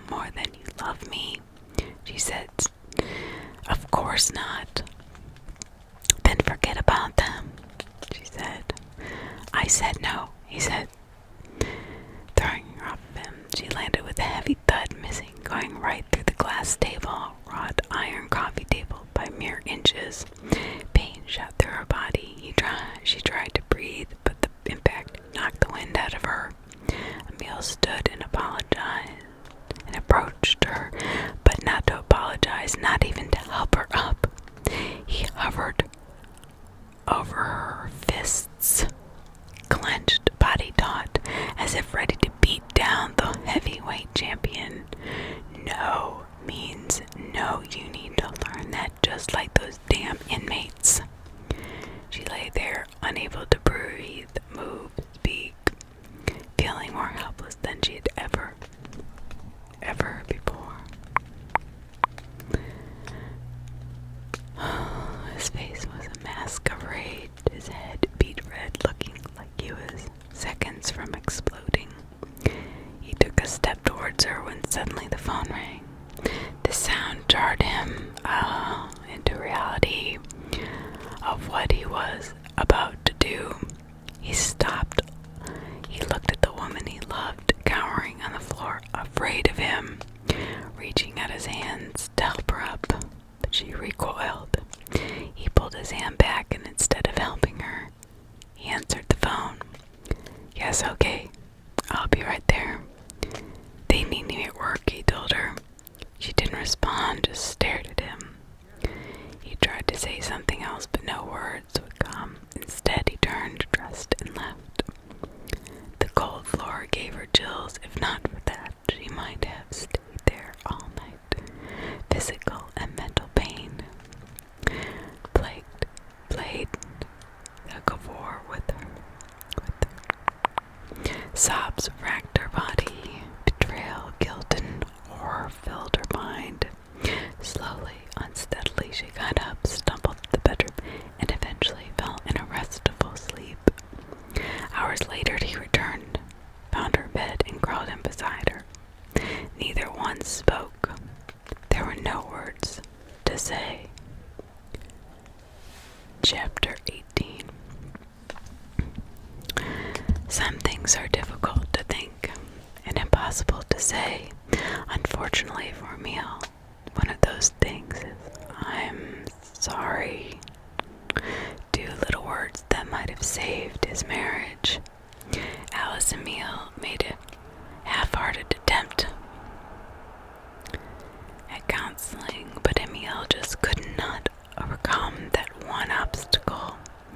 Within a month, he had moved out of their house and into an apartment in Larson, just a mile away from the prison.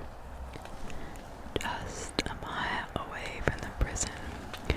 Her divorce lawyer said the settlement for the house would be fair. They would split it 50-50. Emil thought he heard a slight chuckle before the lawyer hung up. Once Emil got the paperwork, he understood. The deal was 50-50, all right. She got the house, and he got the mortgage. Emil called Alice. Hello. Yeah, I remembered this tune. She got the gold mine, and I got the shaft. No deal, baby. Emil, what are you talking about?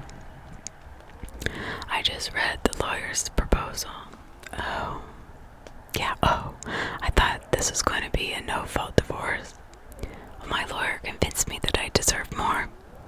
So the Shedster lawyer that you probably are paying and convinced you to steal every penny I've got. Guess what, sweetheart? I don't make that much. You remember, you used to do the bills. Yes, and there was always some unaccounted money.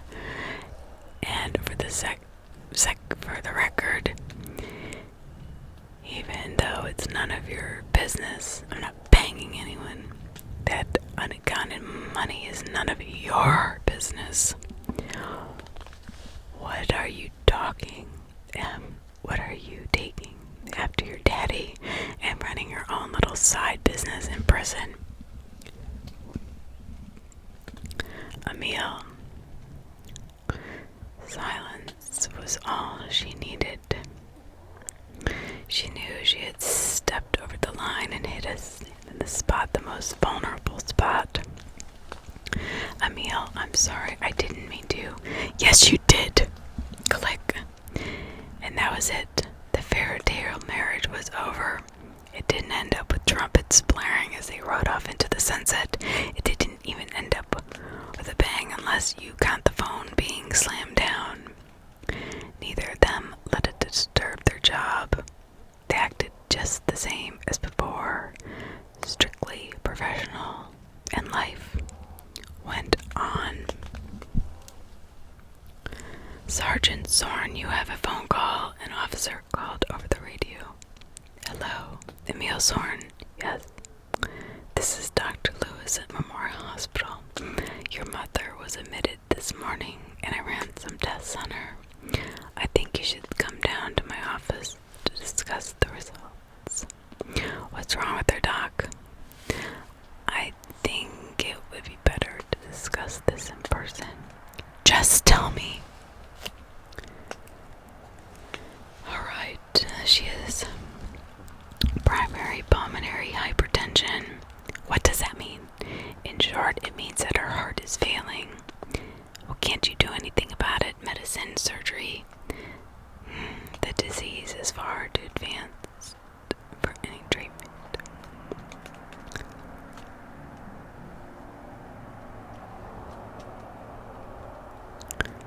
To be successful. So she's in the hospital bed waiting to die. She is being treated as best as we can, but at this advanced stage of the disease, there's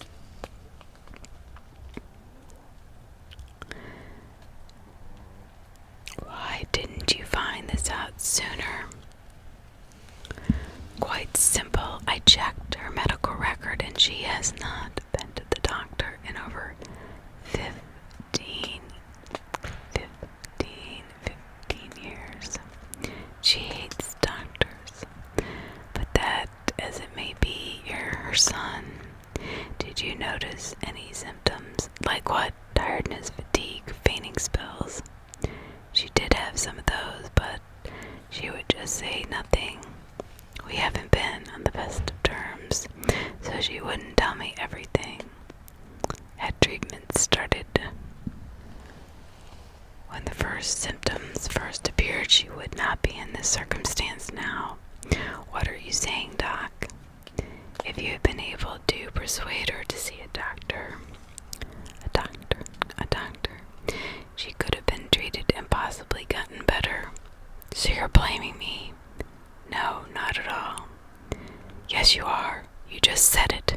And if I had been able to get her to see a doctor, she might have gotten better. Well, I suppose I did say that. Yes, you did. You self-righteous son of a bitch. It's a good thing I didn't come to your office today, or I would have you by the throat right now. Now there's no reason to get upset, Mr. Zorn. The doctor stammered. Oh, I think there's plenty of reason to get upset. What did you say your name was again, Lewis? Maybe I'll pay you a personal visit after I've gone to see my mother, who, according to you, I killed. The phone line went dead. Yeah, that's what I thought. Another self-important coward. Emil hated hospitals ever since he had been in one. The worst part for him was the antiseptic mix with death. He paused outside room 320. He wasn't sure what he would face on the other side. He grabbed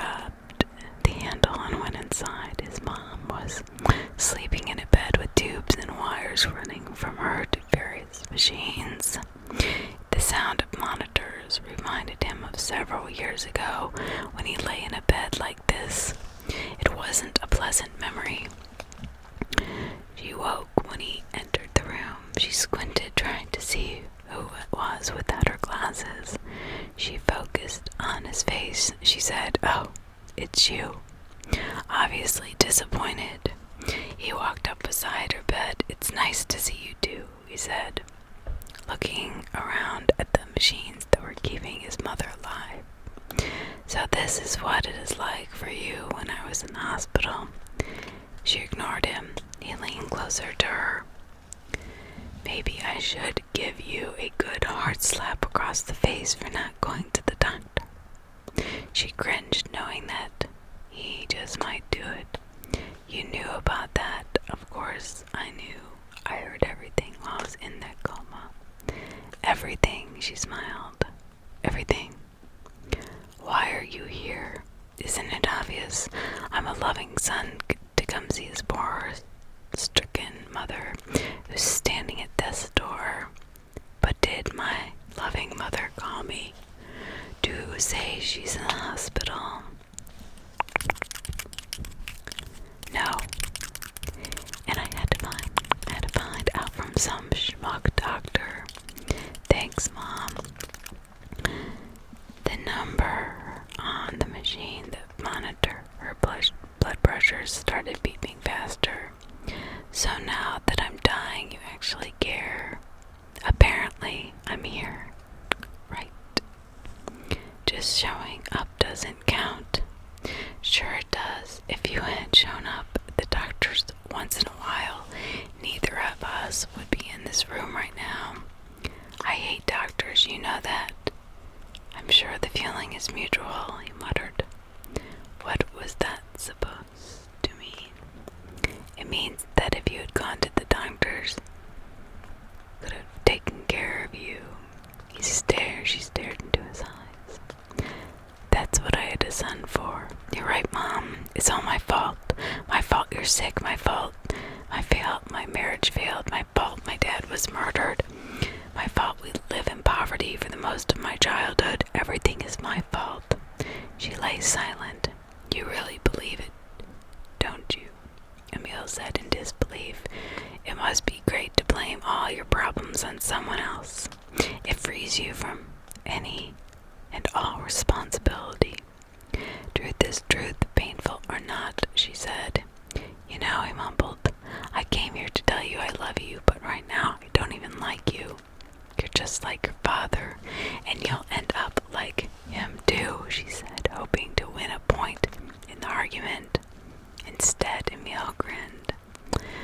"You know, that's the nicest thing you've said to me in years." "Have a nice life," he said, as he turned to leave. "Both hours of it." Emil fumed on his way home. He needed to vent his rage. He looked for Dr. Lewis, but the doctor had already left unexpectedly. Rosemary Sorn was buried 3 days later. It was a small ceremony for family and friends. About 50 people showed up. As they were paying their respects to Emil, he noticed Alice walk in wearing a black dress that nicely complemented her figure. She looked just as beautiful as when I married her, he thought.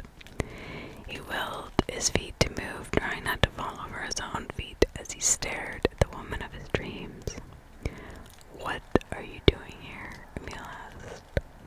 "It's good to see you too." She rolled her eyes. "You know what I mean. I thought you and she didn't get along." "No, you're confusing me with you. She was the one who didn't even tell me she was in the hospital," he said, drawing stairs as he raised his voice. "I didn't come here.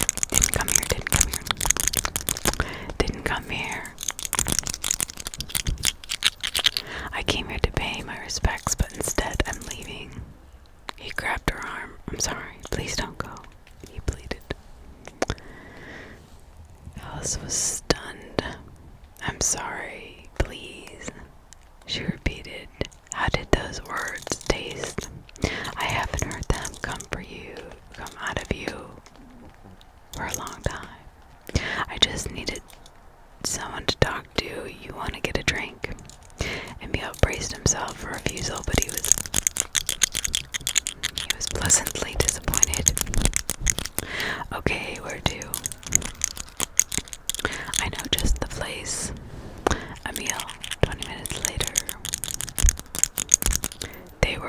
sitting at the same bar, same booth where they had had their first date. Nice, she said. You bring all your dates here. Yep, every girl I've dated in the last 10 years I brought here. He smiled and winked at her. Wow, that must be quite a list. I can count them on one finger. He noticed how great she smelled. She smiled. Look, I really am sorry about your mom, she said, reaching out to hold his hand across the table. I tried to talk to her. I went to see her in the hospital, and she just wasn't interested in reconciliation at all. She wasn't happy to see you, about as happy as a whale to see a harpoon. She wanted to blame me for everything. The doctor said she could have been treated if she had gone to see him, but she hadn't been to a doctor in 15 years. I had no idea, but do you know, she loved you. The last words she said to me were, "You're just like your father, and you'll end up like him too." Oh, now sounding like a lot of love, not sounding like a lot of love there. What were your last words? I don't remember, Emil lied. You don't remember your final words to your dying mother? I think it was something like, have a nice life, not of affection there either. I already told her I loved her and she spat in my face. You two were never close. I reckon you're right there, little filly. Alice laughed. I missed your sense of humor. It's what I like the most when we were together. I miss you, Emil said. I didn't realize how much until now. Listen, Emil, I'm sorry, she said earnestly. I'm sorry for the mistakes I made when we were together. I'm sorry I hurt you. I'm sorry we divorced instead of working things out. I'd like another chance if you're willing. Alan sat silently. She studied Emil's face, looking for any sign of deception, but saw none. Her face reflected her conflicted emotions. Slowly she spoke. I miss you too at times. When things were good, we were great together, she said, with a far-off look. But I'm seeing someone. Emil's face fell so far, he'd have to go downstairs to pick it up. For her sake, though, he recovered and tried to look impassive, even though his heart was in 1,000 pieces. So is it serious? She fidgeted uncomfortably in her seat.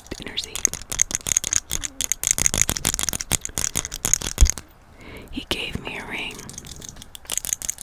You're not wearing it. I came to the funeral straight from work, and I never take the ring to work. Well, who is he? Where did you meet him? Do I know him? Okay, Dad, she said with a laugh. I'll be home on time and won't scratch the car. He smiled in spite of himself. Sorry, just curious. She smiled back. Who is he? Is none of your business. Where I met him is around town. Do you know him? No, she said while avoiding his eyes, bracing for the worst. Emil swallowed hard, forcing his pride and anger down. Does he treat you good? Wonderful, like a queen. You deserve to be treated right. I'm happy for you, really, I am. She looked at him and saw no sign of anger, only disappointment and resignation. Her heart went out to him. I have to go. I understand. I'll walk you out. He held the door open for her as she got into her car. You really have changed.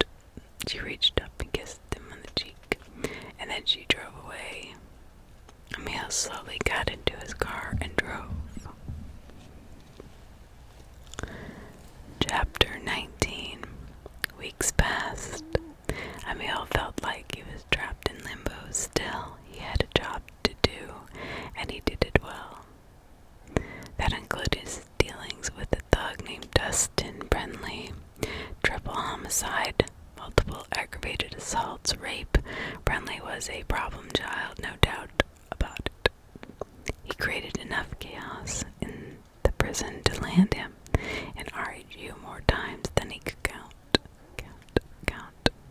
To call him Emil's least favorite inmate would be like calling the universe kind of big.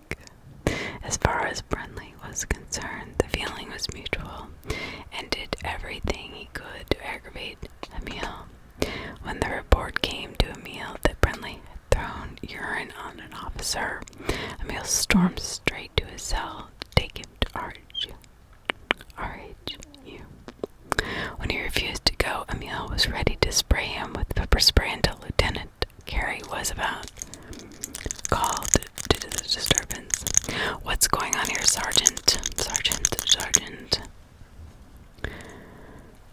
Inmate Brindley is going to RHU, sir." "For what offense?" "For what offense?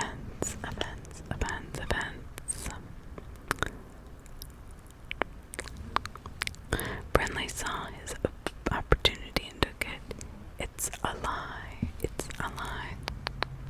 He told the lieutenant, "Sergeant Zorn is always trying to get me, sir. Always trying to get me. He watches me night and day. I live in fear.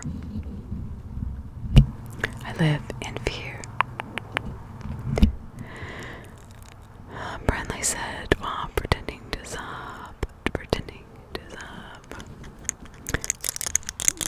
The lieutenant looked indignant. Emil was waiting for an order to spray the inmate. Then the lieutenant turned on him. "What do you have to say for yourself, Sergeant?" "What do you mean, sir?" "Defend yourself against these allegations." Brindley stopped sobbing and peeked out from between his hands. "Right here, right now, sir?" Emil asked, not believing it. "Yes."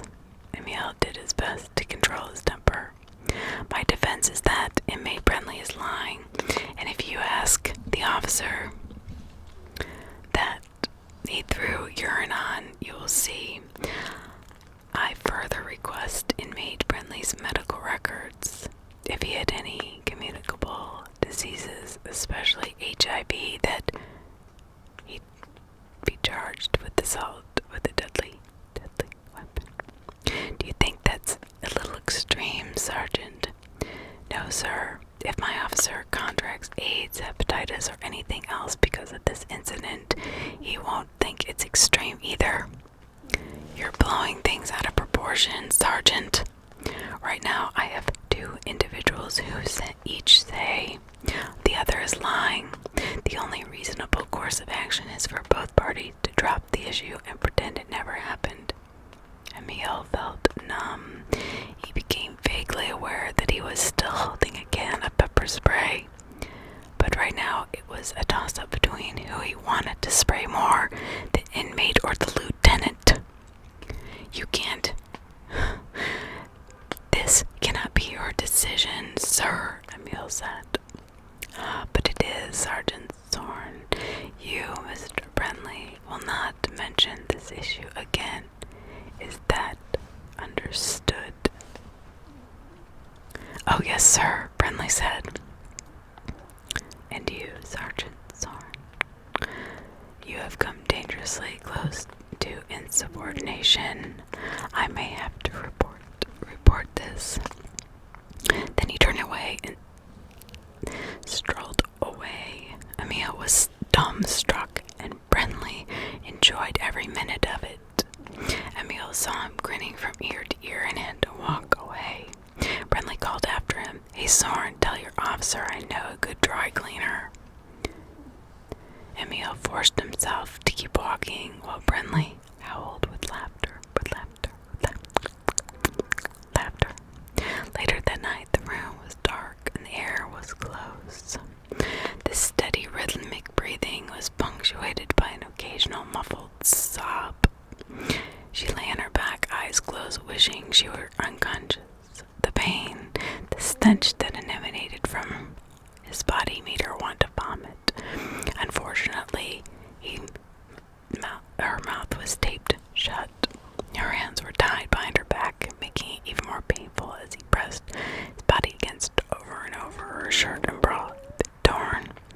pants and a door shoved down around her ankles, forming impromptu leg shackles. She tried to resist, and was rewarded with a black eye and a broken rib. He was bigger, stronger, and faster than she, and he knew it. Once she realized she was outmatched, she tried to scream. That nutted her 3 loose teeth, a hairline fracture in her jawbone. She squeezed her eyes shut even tighter, trying to think of anything other than the heinous act that was being inflicted on her. The thoughts that wandered in her mind the recent past. She was doing her last round on her shift. The block had been quiet today, eerily quiet. She shrugged it off, though. My shift is almost done, she thought. I'll let the next shift node be extra careful. With 28 minutes left in her shift, she was thinking about going home and curling up with a good book. Perhaps she would call that special someone and see if he wanted to watch a movie. Excuse me, After Soren, an inmate said, interrupting her thoughts. It's Officer McGregor, she corrected. My apologies, he said. The divorce is final then. What can I do for you, Mr. Brindley? She asked, ignoring his question. I'm having a problem with my bunk, he said. One of the screws is loose and I don't want to fall onto a concrete floor in the middle of the night. Understandable, she said. Let me take a look. As soon as she walked over to the bunk, the cell door slammed shut. A cold chill ran down her spine as she reached for her OC. He was too quick and knocked it out of her hand. Knowing she was in trouble, she aimed a vicious kick at his groin. He deftly ducked it and turned out her lights with a massive right to the jaw. She crumpled to the floor as the world swooned around her. Her thoughts snapped back to the present. Something was different. He was slowing down. He was almost unimaginable horrors paraded through her mind, each one worse than the one before. She was pulling back to harsh reality, but the sound of the cell door crashing and electrifying, crackling through the air. Her growing velvet leg was on fire. She tried to scream in pain. Her mind had enough, and merciful faded to black. Chapter 20. Alice woke to a different kind of rhythm. The steady beeping of machines told her she was still alive and in the hospital. The pain emanating from several places on her body had been dulled with medication. Her mind also seemed somewhat numb. Must be a sedative. She tried to straighten up, causing the pain to reawaken. She stopped moving and it subsided. With nothing better to do, she started chastising herself. How could I have been so stupid? Why didn't I just call maintenance? The answer came to her straight away. Because you weren't paying attention. You were thinking about you were thinking about where you wanted to be instead of where you were. She faded back to sleep, remembering the news report she had watched so long ago. Emil called the hospital to check on Alice. A nurse in ICU talked to him. She's stable and resting. When can I come to see her? She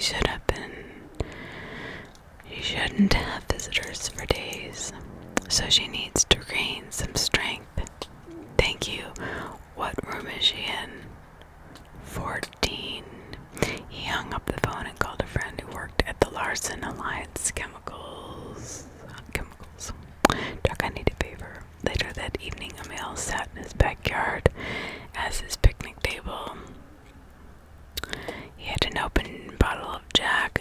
cigarettes just like the ones the inmates bought from commissary. The pack only had 3 cigarettes left in it. He took one out with his gloved hand and dipped it into an open bottle with the letters NaCN on it. Then he put the cigarette back in the bag and sealed it in a plastic bag. He quickly put the lid on the bottle and returned to the lab, and returned it to the lab he had borrowed it from, with the cover story. Then he wouldn't have to worry about those pesky coyotes anymore. The next day at Lemuel's officer descended on inmate Tyler's cell like a fast-moving storm. Before he knew what was happening, his cell was being torn apart. The officers didn't find much, but it was enough to put him in RHU. Sergeant Zorn personally supervised the search. They put Tyler in his RH cell and left. On his way out, the sergeant paused, reached into his pocket, and pulled out an open pack of cigarettes. He tossed them to the RHU officer. "Here, we found these in his cell. Get rid of them." "Yes, sir." Emil turned and walked away with a smug look on his face, but doubt tugged at the edge of his mind. He went to Central under the pretense of checking up on things, but his eyes were glued to the RHU camera.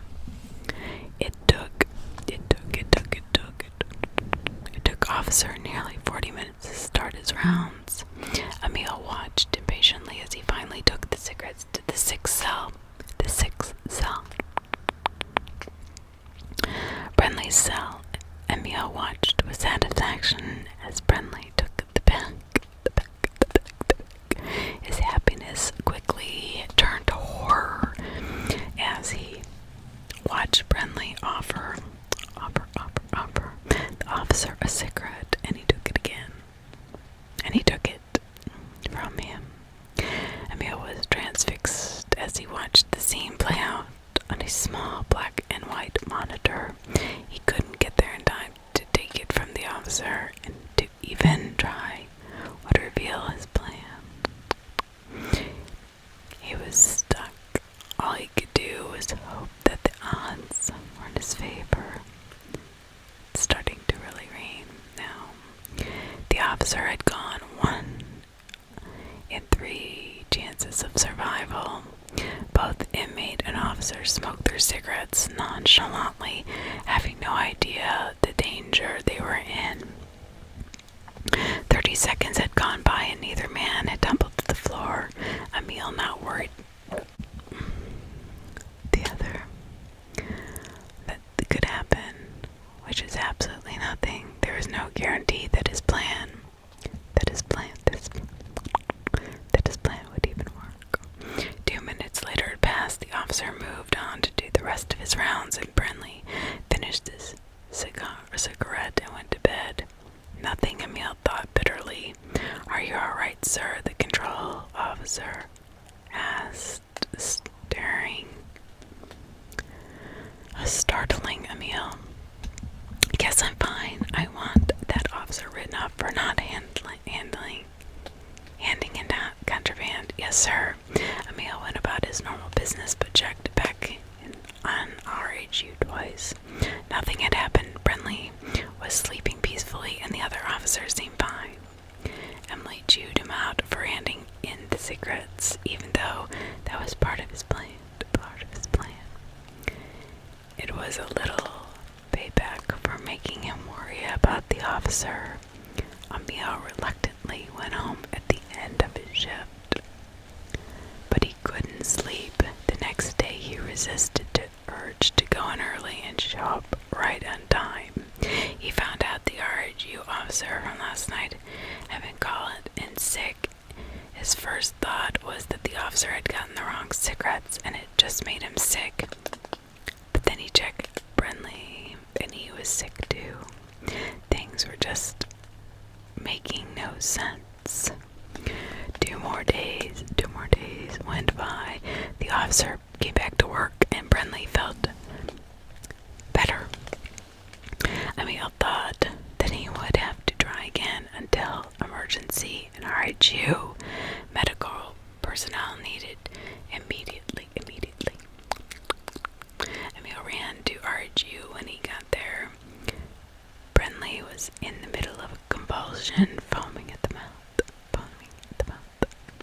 We need to get him to the infirm now, the nurse said. Emil ordered 3 officers to escort him, but just in case he was faking, they took him to medical, leaving only Emil and the RH officer to search the cell.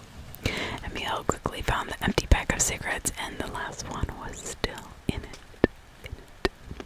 He pretended to sniff them, but was careful not to inhale. Nothing here, he said. Quickly flushed both down the toilet. The officer looked at him questioningly, but realizing that they were just cigarettes he had gotten chewed out for, quickly dropped his unasked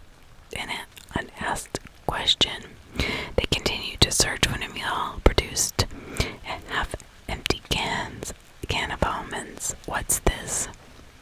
It's the same brand that they order from the commissary. But according to the date, expired 2 years ago. Emil smelled them and recoiled. They don't smell right. I'll take this to medical. Tell me if you find anything else. By the time he got to medical, it was too late. Brenly was dead. The RHU officer filled out his official paperwork, and then he made a separate report stating his personal opinion on the whole incident, which he kept at home for a rainy day. Covering cyanide with rotten almonds. Very nice. Warden Tansy said without much enthusiasm. I'll stay long enough to make sure the official report sticks. Then I'm done. I haven't had enough of this place.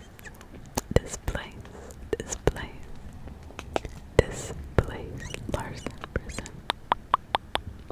Emil just nodded. We'll start next time with chapter 20. Okay, we're gonna move on to chapter 21. Chapter 21.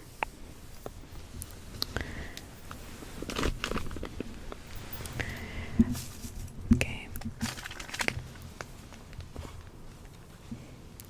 Emil entered Alice's hospital room carrying a box of chocolates. He stopped and stared at the sleeping form that he barely recognized. Her face was bruised and bandaged. Her arm was in a cast, and there was a myriad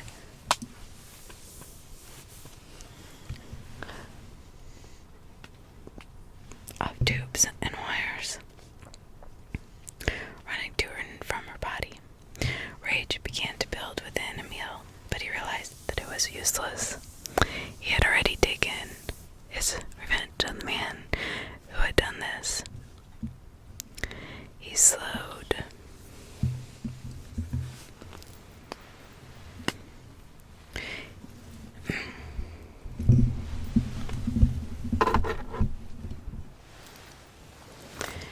He slowed his breathing and let the rage bleed away. Her eyes fluttered open. She turned towards Emil and managed a weak smile. Swallowed and tried to speak. At first it was only a rasp, but after a few tries, she was able to croak out, "What are you doing here?" Emil returned the smile. "Are you kidding? I bring every injured officer chocolates."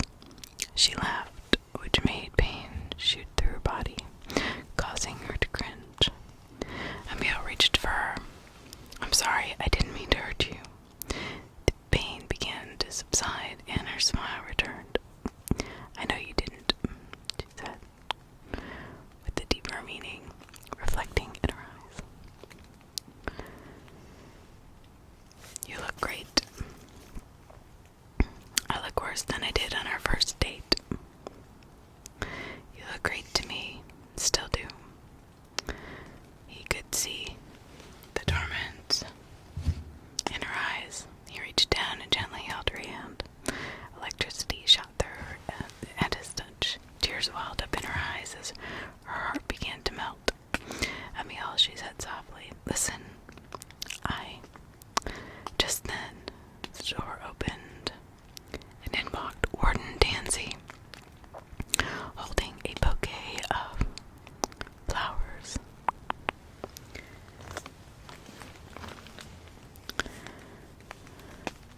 in the room froze.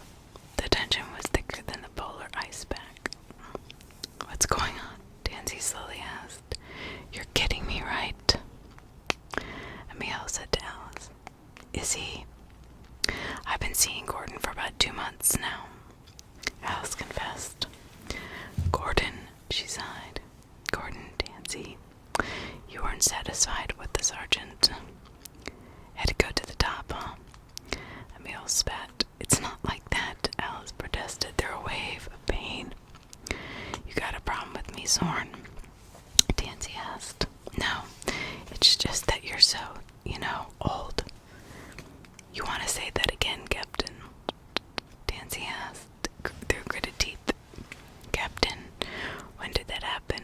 Alice interrupted, trying to change the subject. "Yesterday," Tansy snorted, "but it might be the shortest promotion in history." "Are you threatening me?" Emil asked. "Just remember who called who into their office asking for a favor. If I go down, I'm dragging you along for the ride." "You wouldn't dare. You'd be implicating yourself," Tansy said. "What the hell are you two talking about?" Alice yelled, sending her into spasms of pain. "I took care of the scumbag that attacked you," Emil said.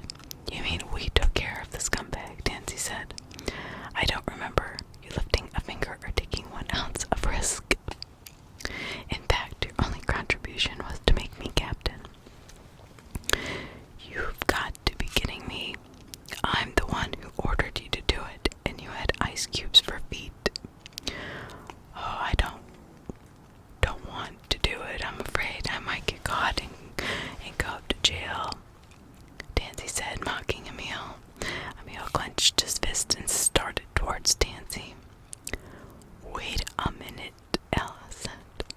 "So you're telling me that you," pointing to Tansy, "ordered him to kill an inmate, and you," pointing to Emil, "carried out the hit on his orders?" They looked at each other. "That pretty much sums it up, yep," Tansy said. She lay there staring at them. 1,000 thoughts rumbled through her head. She seemed to go catatonic for a moment. Tansy and Emil stood there looking at her. They shuffled uncomfortably, waiting for her to say something, preferably which one she would choose to spend the rest of her life with. She shook her head, as if waking from a nightmare. "Get out," she whispered. They looked at each other. "Which one?" Emil asked. "Both of you." They were stunned. Tansy recovered first. "Honey, you don't mean that." "You're just tired. You need to get some rest." She looked up at him with a fire in her eyes. "Don't talk to me like a child. I mean exactly what I said. Get out, both of you. I never want to see either one of you again." "But why?" Emil asked. "Look what we've done for you." "Really? Okay. Let's look at what you've done for me. Criminal conspiracy and murder. What? A get-well card wasn't enough. I just can't believe that either you thought that this was what I would want." "But you don't have to be afraid of him anymore," Tansy said. "No, I have to be afraid of you two. You don't understand. I can never trust either of you again, and it's just too painful to see you two good men I loved reduced to acting like criminals. Consider this my resignation. I won't step foot back into that prison."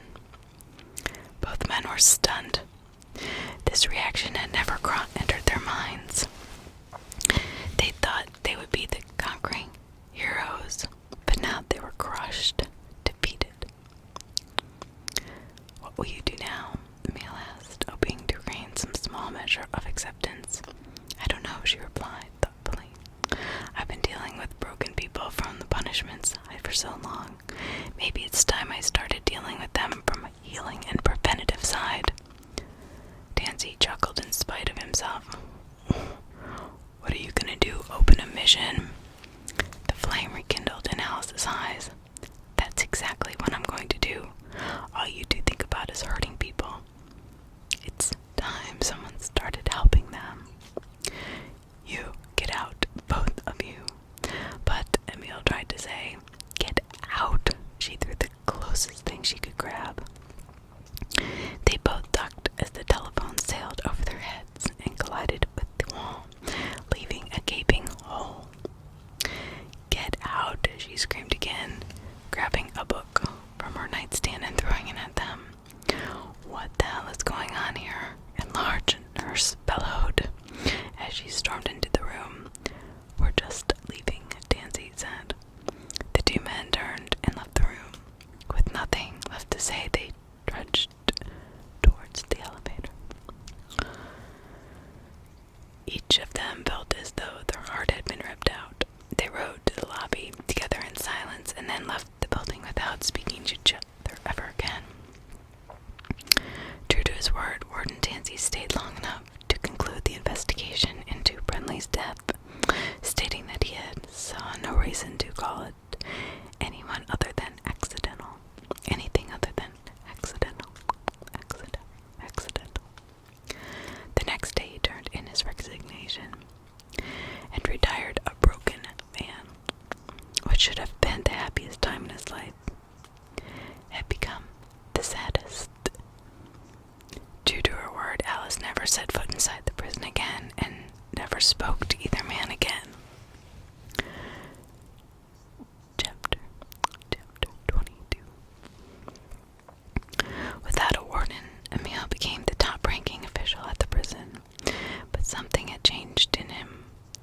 Whatever tiny seed of happiness Alice planted in him died that day in the hospital. Emile reacted the only way he knew how. He threw himself into his job. Changing roles of favored officers instead of inmates, making penalties much harsher on inmates, and going about the business of regaining control of the prison. The prison became his world, and he ruled it with an iron fist. Inmates tried to fight back in whatever way they could. Physically, through lawsuits, even attempts hits on his life. Nothing worked.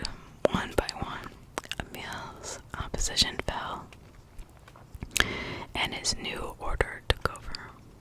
The prison began to settle down and became more than just a garbage dump where assaults and riots were common. Once inmates realized that the old ways of them running the prison were ending, they fell in line.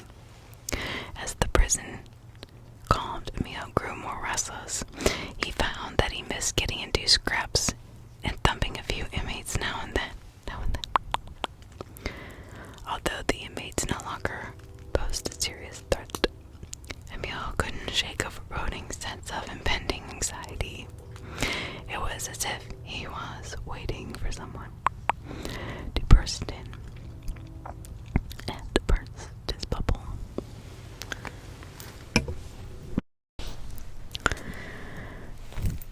The state assigned a new warden to Larson, Alton Randall Bennington III. He was small in stature, a mouse of a man, a political appointee who had never set foot inside a prison, let alone run one. I've given my life to this prison, Emile thought. I'll be damned if I let some little pipsqueak prick take it away from me. Emile made a quick phone call, then took him to lunch. Before touring the prison, asked him about all his career in life. By the time they drove back to the prison, Emile had a plan in mind. He took Bennington on a tour of the loudest, worst, most unruly block of inmates that Larson had. By the time the tour ended at the warden's office, Emile could tell Bennington was terrified. He didn't mention that he had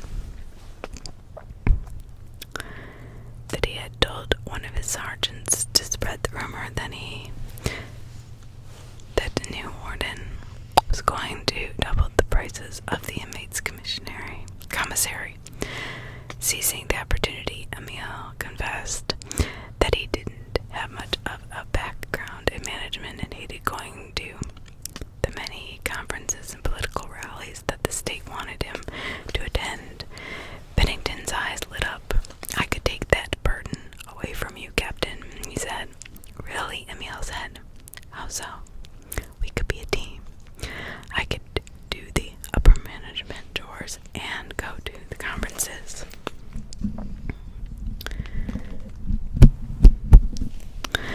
"And you could run the day-to-day operations." "That's a great idea," Emil said. "I never would have thought of that." And so the prison remained firmly in Emil's control.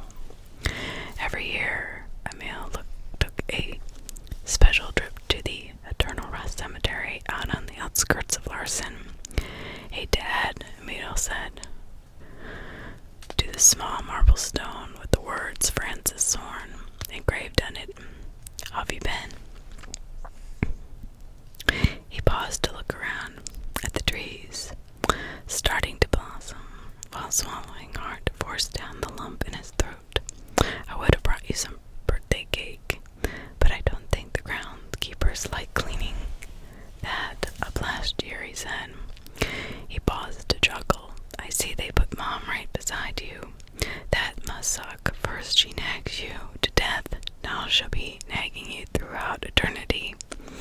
On a different note, I'm still divorced and still not happy about it. I still miss you, and I wish you could have been there when I was growing up, but it didn't turn out that way. Emil's eyes started to mist. "Well, I gotta go, Dad. I love you. You take care." He sauntered over to an older, more run-down section of the cemetery. He looked through the rows until he came across a familiar sight. Emil walked up to the gravestone, which he had a slight stain on one side and his name, and the name Carson on the other. "Hey, Frank, it's that time of year again," he said. "Do you the gravestone? Well, no use in mincing words. Might as well get to it." Emil glanced around to make sure no one was near, and then unzipped his pants, and a yellow stream soon flowed down on the Carson name. "Well done," Emil zipped up and walked away. "See you next year, Frank." Chapter 23.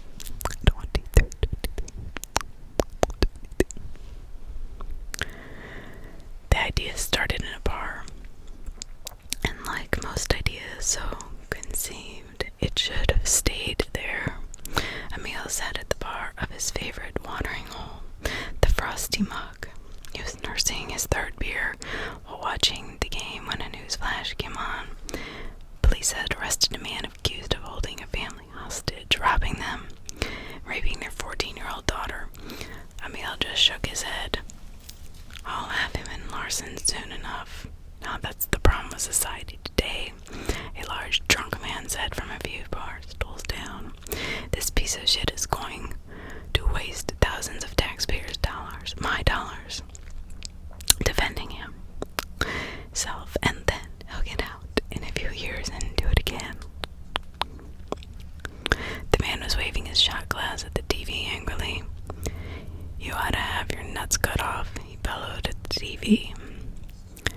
"They should tie you down and let that girl you raped do it so that you can't do it anymore." A thought began to stir in Emil's mind. "What'd you think, buddy?" The man slurred in Emil's direction. "I think you may be right," he pondered. He finished his beer, said goodnight to the man, and went to the prison. "Working late, Captain?" "Sure, at the night receptionist asked." "Just need to check a few things," he answered. She buzzed him in. He walked through the entire prison looking for rooms that were seldom or never used. He was just about to give up when he came to room 114. It was a large indoor gymnasium that was used for inclement weather. He searched it thoroughly and considered the rest of his plan. Looking up, he saw a lone security camera. Security camera. Maintenance report to room 114. He said into his radio. Yes, sir. Within 5 minutes, the maintenance man had arrived. Check that camera, Emil told him. I think it's broken. The maintenance man got on a ladder and climbed up to check it. It seems to be working fine, sir. It's broken, Emil said with a menace in his voice. Crossing Captain Zorn was not something you wanted to do if you wanted to stay healthy and employed. The maintenance man looked at the camera and then at the captain. And he got the message. He had plugged the power wire and the video feed wire. Sorry. I'm afraid this camera is broken. It won't be fixed for indefinitely, Emil said, picking up the verbal cue. Yes, sir. The parts were on back order. I'm not sure when or if I'll ever get them in. Sorry about that, sir. You'll have to do without a camera in this room for a while. That's alright. You did your best, Emil said. The maintenance man went back to the tool room, checked that he was alone, and then made a short notation in his personal notebook. There's a fine line between hard-nosed and brutal, and Emil Zorn was about to cross it. The next night, smoke filled the air as 6 bodies crowded a small table. Each man looked at the other with an air of curiosity tinged with distrust. Show 'em, Emil said, chewing on the cigar. Pair of jacks, 3 deuces, 2 pair. The other 2 had folded, leaving only Emil to reveal his hand. Pausing for a dramatic effect, he slowly lay down a straight flush. Groans encircled the table. You know, Captain, if I didn't know better, I'd say you had an unfair home field advantage, Jack Stanton said. Emil instantly shot him an icy glare, and Jack wilted. It's a good thing I know better, right? Jack said with a nervous chuckle. Emil mentally ordered his temper to stand down, and the game resumed. 2 hands later, most of the chips sat in front of Emil. Scott, you are yawned and stretched. Well, I've been fleeced, he said, glancing at Emil. Time to go home and lie to my wife again. Others around the table began to stir in agreement. Just a minute, Emil said. I have a proposal for all of you, gentlemen. Eyebrows raised at both proposal and being called gentlemen. Hold on to your wallet, Jack muttered. Nothing like that, Emil said. How long have we been doing this? Losing to you, Scott joked. Playing poker together. Playing poker. Emil said, ignoring him. 5 years, Jerry Lasky said. I propose we do something more productive with our Tuesday nights, Emil said. They all waited for him to continue. Emil looked around the table. Which of you is sick and tired of inmates being treated like rock stars instead of scum they are? Every hand shot into the air. Good. Emil said, I have a plan, but it hinges on a total secrecy. No one can know about this little group. What it does, are we agreed? set of eyes played around the room to question a silent question.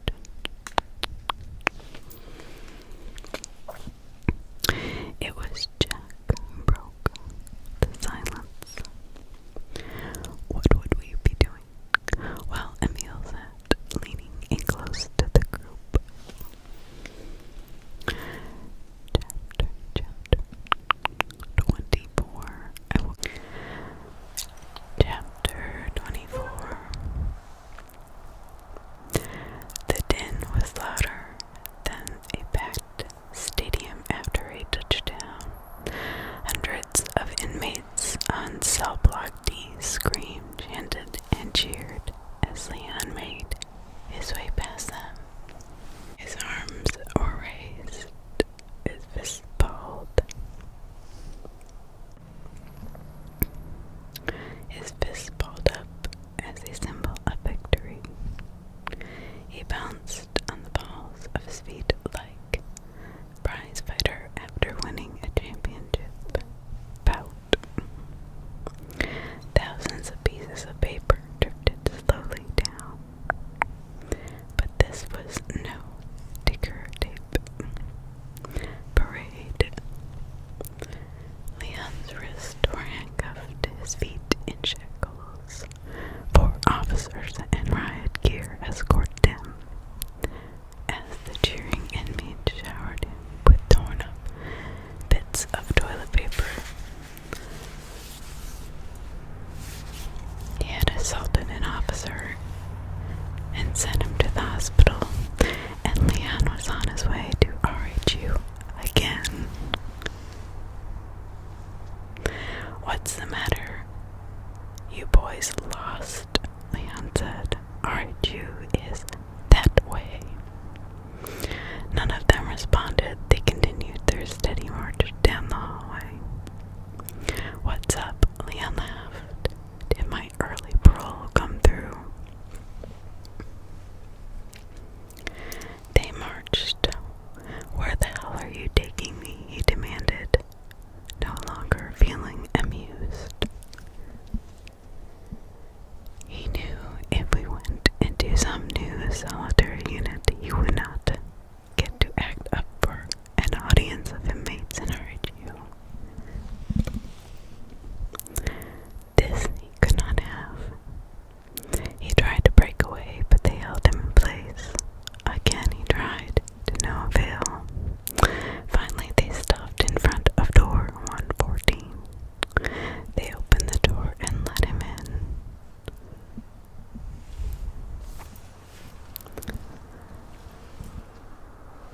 It was a medium-sized gymnasium with a single light hanging from the ceiling and a metal chair sitting in the middle of the room. A twinge of fear ran down his neck at the sight of the chair. What's going on? He demanded. In answer, they dragged him to the chair.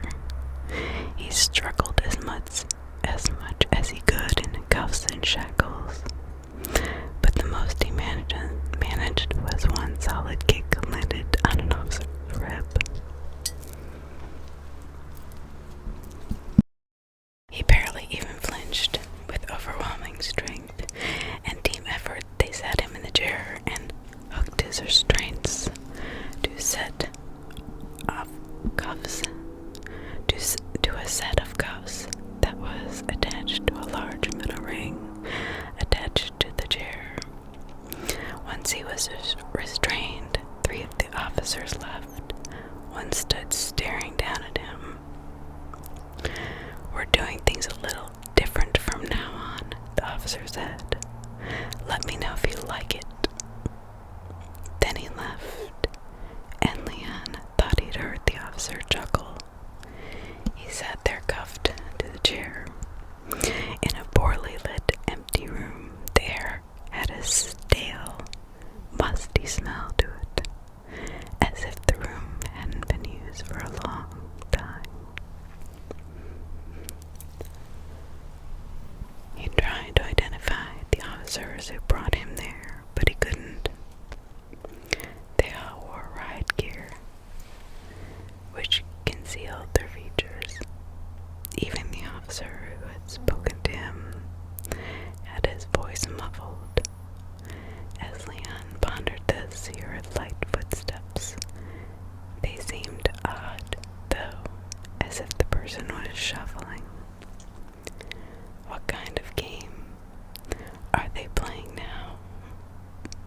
Are they trying to make me think a zombie is coming to get me? He chuckled at the ridiculousness of that thought. But it wouldn't go away. As the shuffling neared, he tried to keep panic out of his mind, but the unnerving thought wouldn't go away. As the form slowly made its way to the light, he could see the shape of an attractive woman's body. He sighed a breath of relief, chastising himself for such a stupid fear. "All right," Leon said, smiling. "Maybe I will like this." "I wouldn't be so sure," the woman said with a slightly slurred speech. She stopped 5 feet from him, and he got a look at her. From the right side, she looked like a beautiful woman. From the left was another story. She had a long, ugly scar running from what was left of her ear all the way down to her mouth. His face went from pleasure to confusion. "What are you doing here?" "Oh, good. You do remember me," she said with a grin that only showed on one side of her face. "Let's see if you remember this." She pulled off her shirt. "Do you remember what you did to me?" she said, running her fingers along a nasty scar that at her shoulder ran underneath her bra and disappeared at the waistline of her jeans.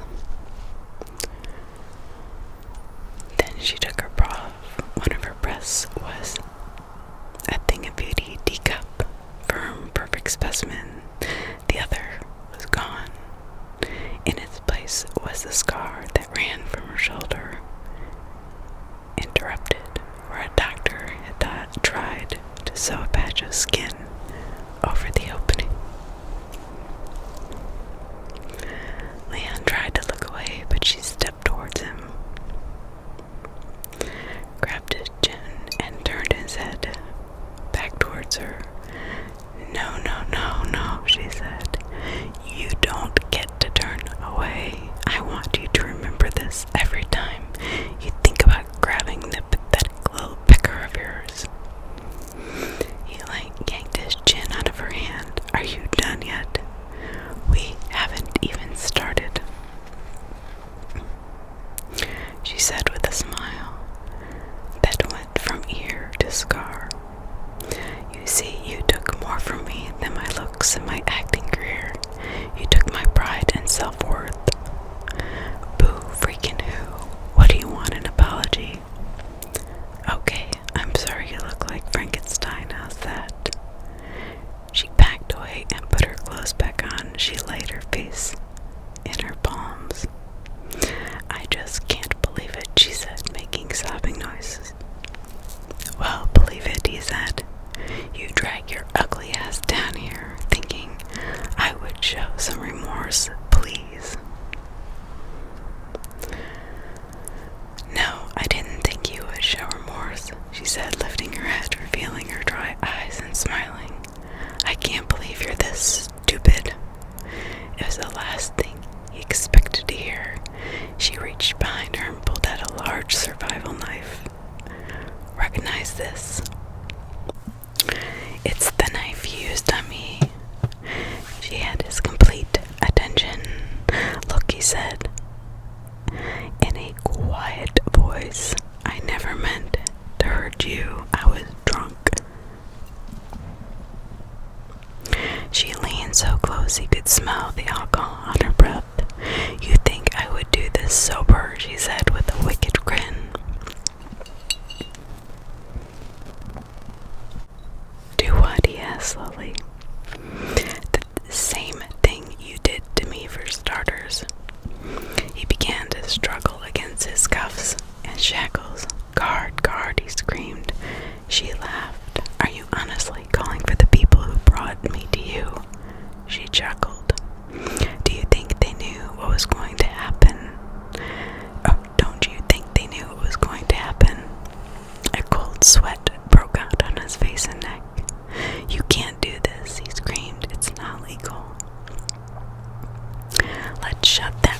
she said, shoving the knife through his cheek. I'm sick of hearing it. The 4 officers stood outside the door listening to the gurgling screams. It's about time, one of them said. I thought she was going to lose her nerve. No, the tallest officer said. You could see it in her eyes. They listened to the screams rise and fall for over an hour. Finally, there came a knock at the door. She stood covered in blood, staring at her hands and shaking. One officer escorted her to her car, while the others took what was left of Leon to the infirmary. He lived for about an hour. The infirmary staff was sworn to secrecy as to the identity of those involved. However, it didn't take long for the news to reach the grapevine that Leanne was dead. Chapter 25. Chapter 25. Years after Leanne's untimely death, Judge Bradley sat behind his bench in the Larson County Courthouse and peered at the folder in front of him with disdain. He then looked over his glasses to the man standing in front of his desk with frustration. Raymond Perry, he announced. This is the 5th time you've been in my courtroom. Current charges are robbery, assault, and rape. I'm sentencing you to 10 to 20 at Larson State Prison. Next case. Then he slammed his gavel down with the weight of a wasted lifetime behind it. The next day, Raymond stepped off the bus with 6 other inmates newly sentenced to Larson State Prison. He was not the most imposing figure at 5 feet 9 and 165 pounds, but he always liked to say the smallest dogs are the meanest. He noticed a couple of officers looking at him and laughing.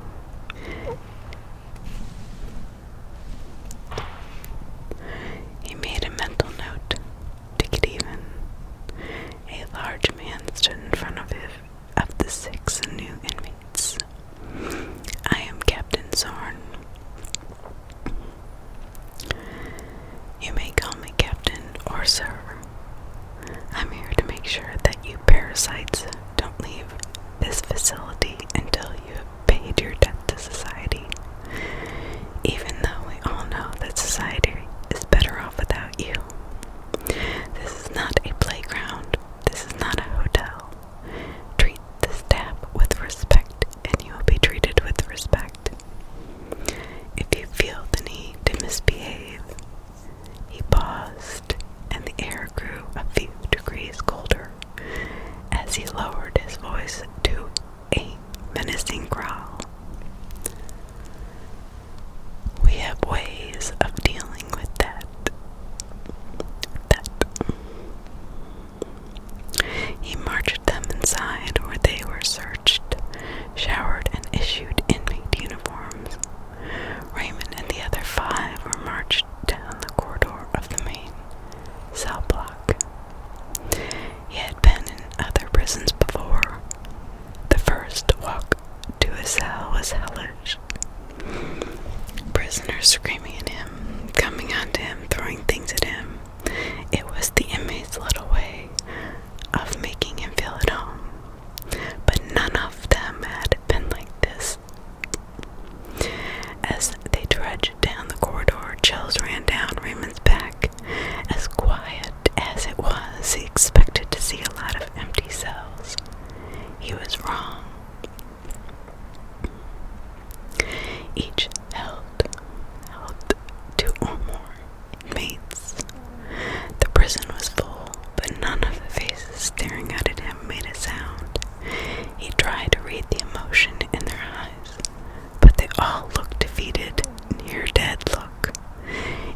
as if someone had stolen their heart and soul and left the empty shell behind. Like looking at a bog full of corpses. He had never seen anything like this before. He was terrified of what or who had done this. But he put on a brave face and acted like he was a kid, walking to the candy store without a care in the world. When he reached his cell, the guard shoved him inside and slammed the cell door behind him. Raymond and his new cellmate sized each other up like two animals in the same cage. His cellmate dwarfed him. He was 6'3" and 225 pounds. He rose off the bed to tower over Raymond. "Welcome to hell, little man. What did you do to deserve this place?" Raymond smiled to hide the fear.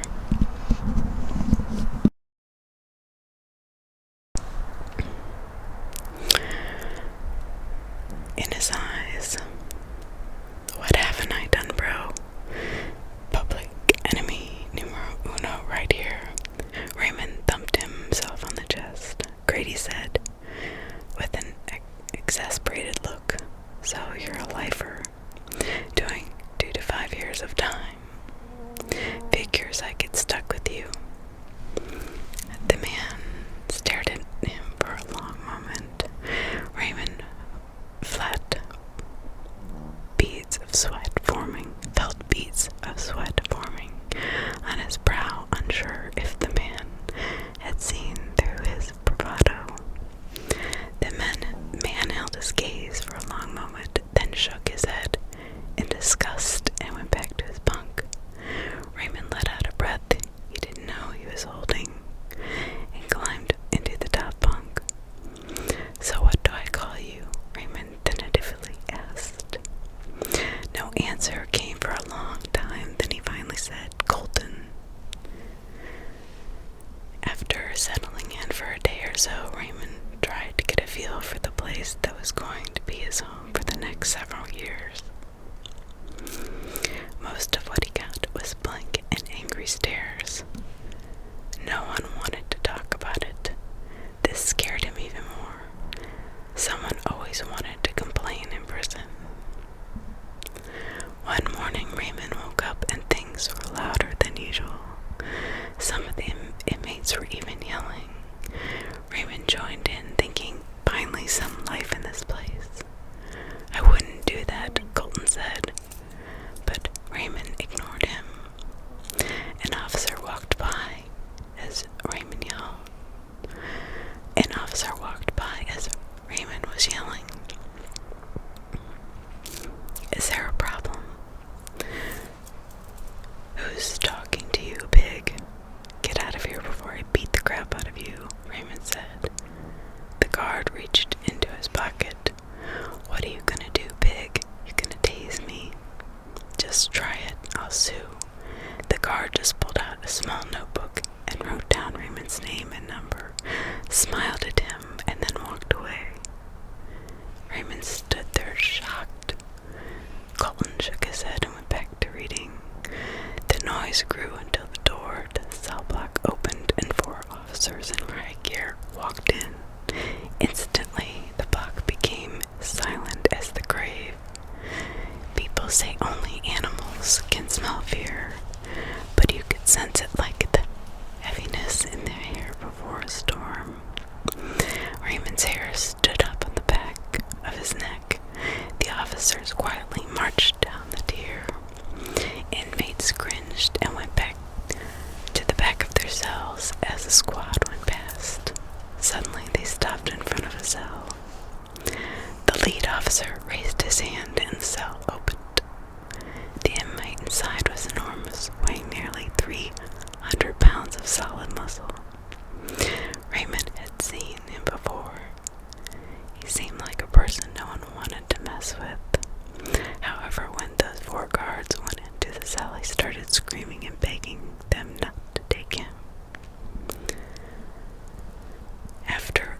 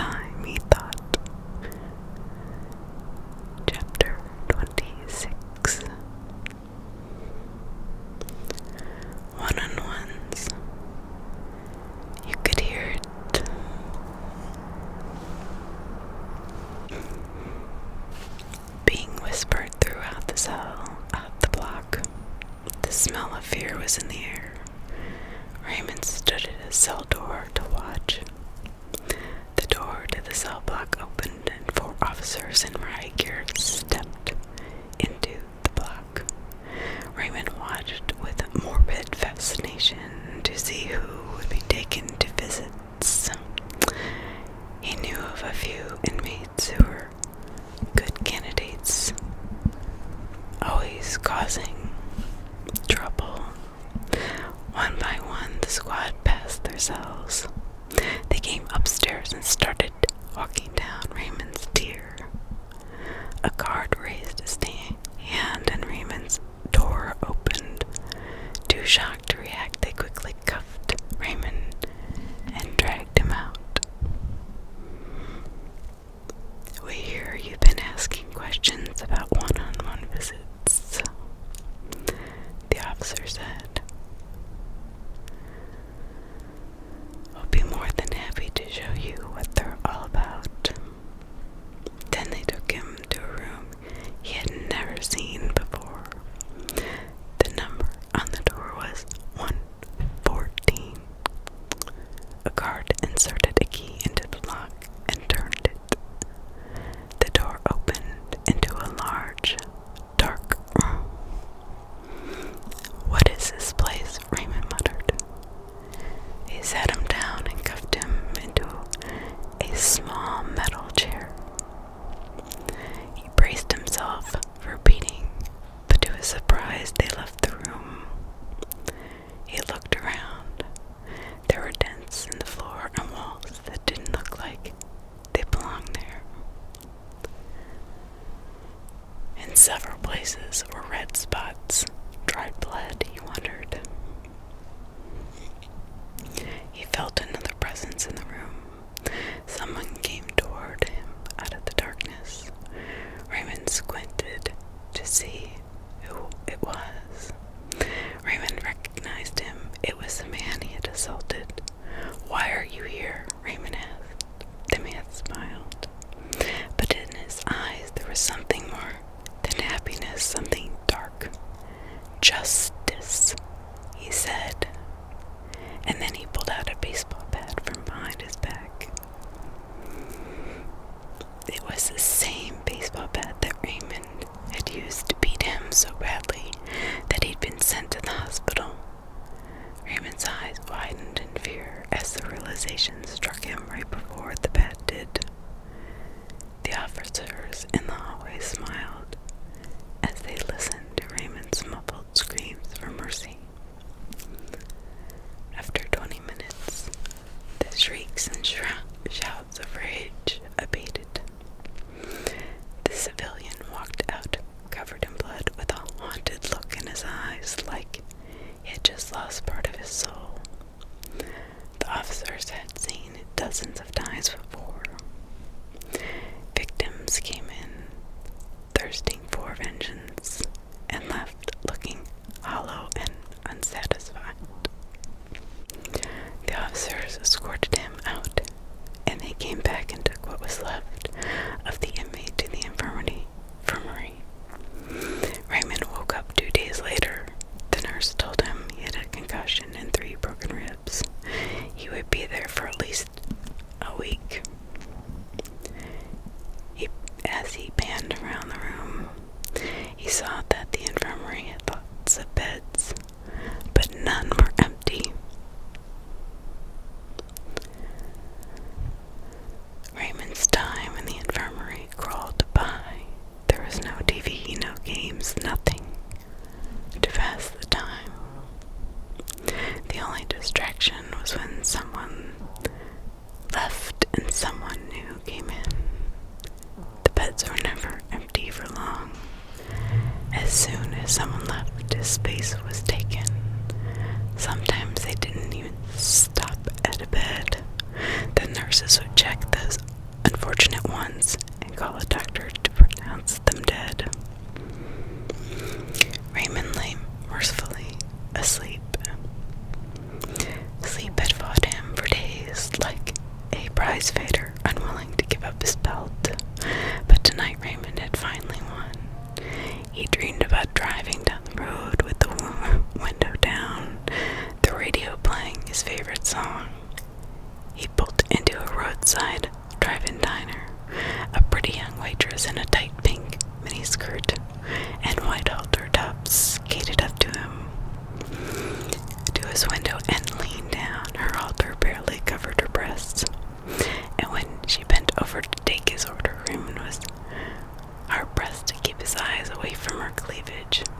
You see anything you like, sugar? She said with a wink and a smile. Raymond was dragged back to consciousness as another inmate was brought into the infirm, screaming, pouring blood out of his severed leg. The lower half had been completely detached and was lying on the gurney beside him as though it had been tossed there as an afterthought. The screams continued as they wheeled him into another room. For hours, shrieks of pain escaped the back room until they were suddenly silenced, whether he was sedated or dead. Raymond never knew, but he never saw that inmate again.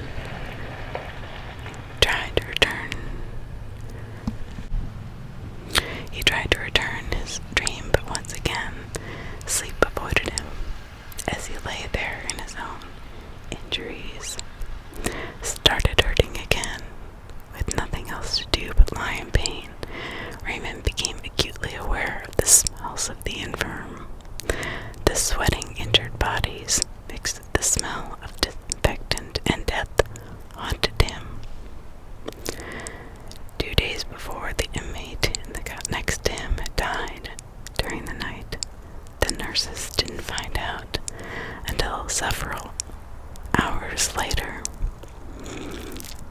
The stench of death still weighed heavily on Raymond's mind. He vowed that he would find a way out of this nightmare. He yelled enough to limp back to his old cell. The door of his cell slammed shut, reverberating through his pounding head. 13 days of hell healing in the infirmary, and now he was back in his cell. He loathed to think of it as home, but it was better than the medical wing.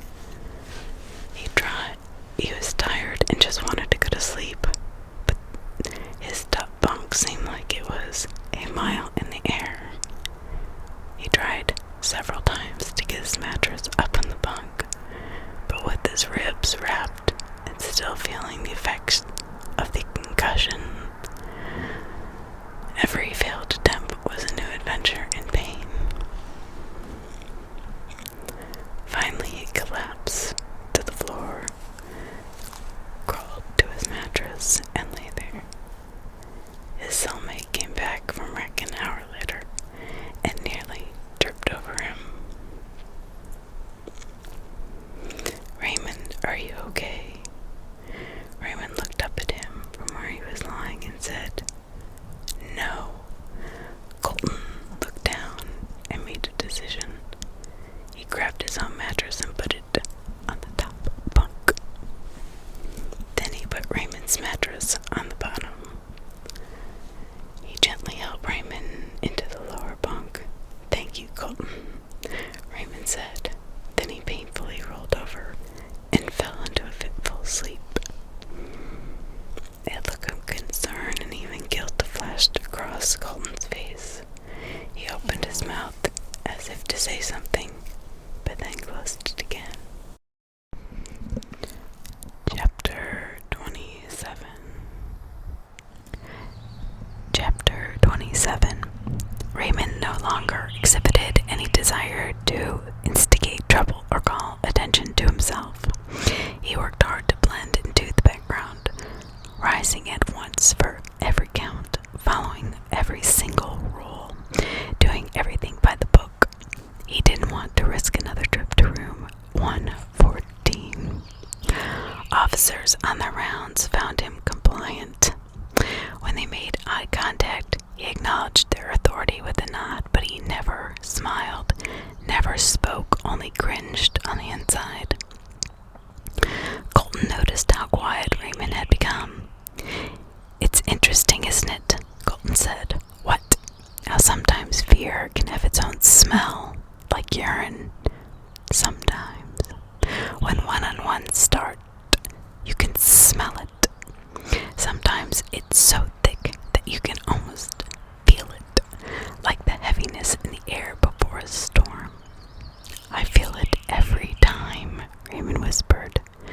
"Now, do you understand?"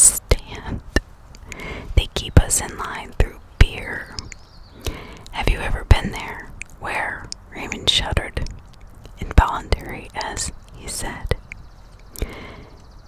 "The room." Colton paused for a moment as if carefully considering how to answer. Then he simply said, "No, you're lucky." Then Raymond drifted off to sleep. Time heals all wounds. Not completely. There will always be a scar, but the wound becomes less painful as time goes on. After a while, Raymond's fears started to fade as the memory of the horror wasn't as fresh in his mind. What he found was that others who had gone through visits, quote unquote, formed a sort of twisted fraternity. Winter began to exert its will over fall. The cold seeped in through the concrete walls and would not leave. It was as though winter itself had become an unwelcome visitor. The first snowfall made everything look beautiful, but it only made the inmates think of where else they would rather be. With a change in the weather, sickness was on the rise. Colton came down with a nasty case of bronchitis. There was little Raymond could do but watch his friend suffer. Raymond repeatedly asked for medical to check Colton out. They quickly examined him once and said he just had a chest cold. After that, he didn't do anything, no matter how much Raymond begged. He was getting sick and tired of seeing neglect and injustice in this place. The only thing that they weren't slack on was discipline. Aside from one-on-ones, the prison was very strict. If you stepped one toe out of line, they dealt with you swiftly and brutally. Raymond sat on his bunk, leaning against the cold concrete wall. He threw another card onto the bed, and Colton quickly picked it up. "Hey, Colt, who started all this brutal discipline crap? I've never seen a prison that had it this bad." "You don't want to go there," Colton said, stifling a cough. "Why not?" Colton threw out a card. "You've seen how brutal this place is, and you will have to ask, and you still have to ask that question. The walls don't have ears, do they?" "Yes. Sometimes I just don't get you, man. Don't you want someone to treat your sickness?" "Yes, but it won't happen that way. So you'll just suffer through. Is that it? There really isn't any other option." "Yes, there is. There's got to be. Somebody's got to pay for this." "Don't do it," Colton said, picking up another card. "Do what?" "Do what?" "Drive yourself crazy like this again. There's nothing you can do to stop it. And if you try, well, you know what happens." Raymond involuntarily shuddered. He looked over at Colton, studying his cards. "Gin," Colton said. "How can you do that, man?" "Do what?" "I filled my hand with a run. I mean, just sit there with all the injustice going on around you and do nothing. Nothing. Forgive and forget. That's what I'm told to do," he said. Picking up his Bible, "Isn't there something in there about helping the downtrodden, or something like that?" Colton smiled. "I think there is. So that's it. You have to help me. We have to rescue the downtrodden and lead them to the promised land." Colton smiled. "Which promised land is that?" "The promised land of getting out early and suing the state."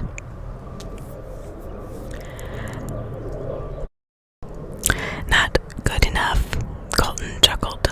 Raymond stared him right in the eye. "How about you dying from medical neglect?" "I'll be okay," Colton said, stifling another cough. "How about the promised land of the lives you could save, of the people who are being punished twice for the same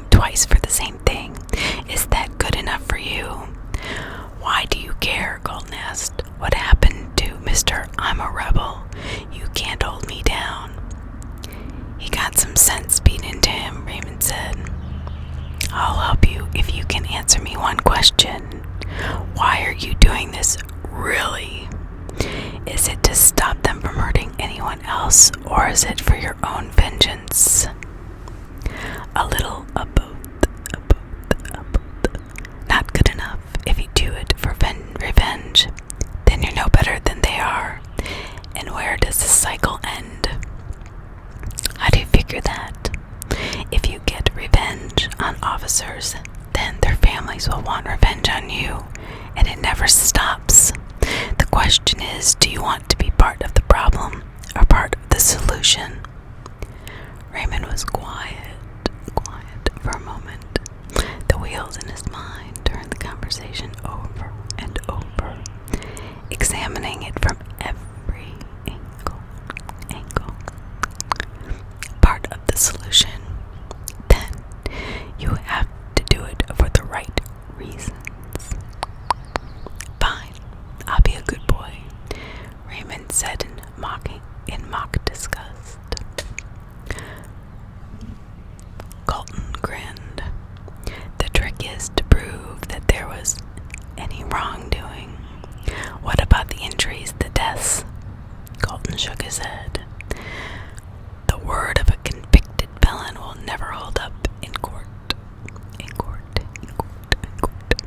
There are too many other ways those injuries could have occurred, especially in a prison. Any jury would see that as a desperate attempt to get money or a shorter sentence. How dare they question our purely humanitarian motives, Raymond said with a sly grin.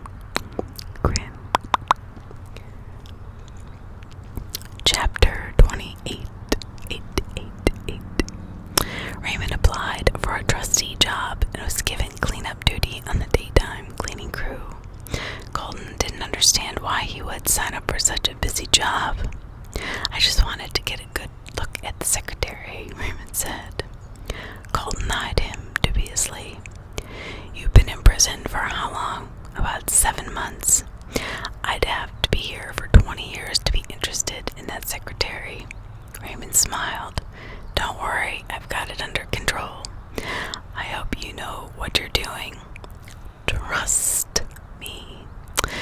Patrice Wilkins was an overly large woman, big boned, she would say, but nobody gained 10 pounds of bone after a weekend eating binge.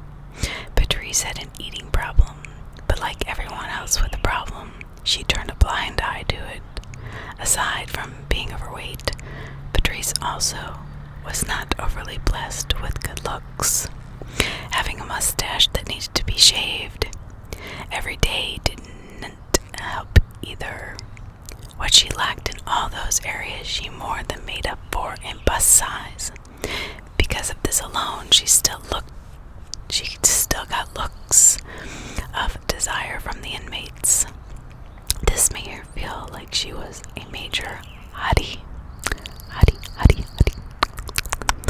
Patrice put on the image of disdaining inmates. But in reality, she was not above trading affection for things that inmates needed. More than a few inmates were called to the office under the ruse of discipline, only to have Patrice lock the door behind them, each left with whatever thing they needed and a haunted look on their face. Patrice never had a repeat customer. Raymond had a hard time adjusting to the new job. Are you sure it's worth this? Colton asked. Yes. He was still hurting. He was still hurting from his injuries, from the one-on-one, but he couldn't show he was in pain. Trustee jobs in a prison are hard to come by and in great demand. They allow an inmate a measure of freedom, while paying them a pittance, usually around 50 cents an hour. It may not be much, but it's enough for them to order stamps, envelopes, snacks from the inmate commissary. labor is they don't tolerate calling off sick. If he asked for a break or a day off, they would just fire him. Dozens of inmates were begging for jobs, so he had to suck it up and keep his mouth shut. He was waiting for that moment, quote unquote. Unfortunately, that moment took months to make itself available. They worked him hard all day long, cleaning bathrooms, waxing and buffing floors, and whatever else needed doing. He went over his plan every day. It was simple enough. All outgoing mail was searched for contraband to make sure no sensitive information left the prison. After it was searched, the secretary would seal it and send it out in the mail truck. An inmate worker would haul the mail bags out to the truck. The mail carrier would inspect them, then take them to the post office for processing. All Raymond had to do was get a letter out without Patrice reading it. Raymond replayed his plan in his mind.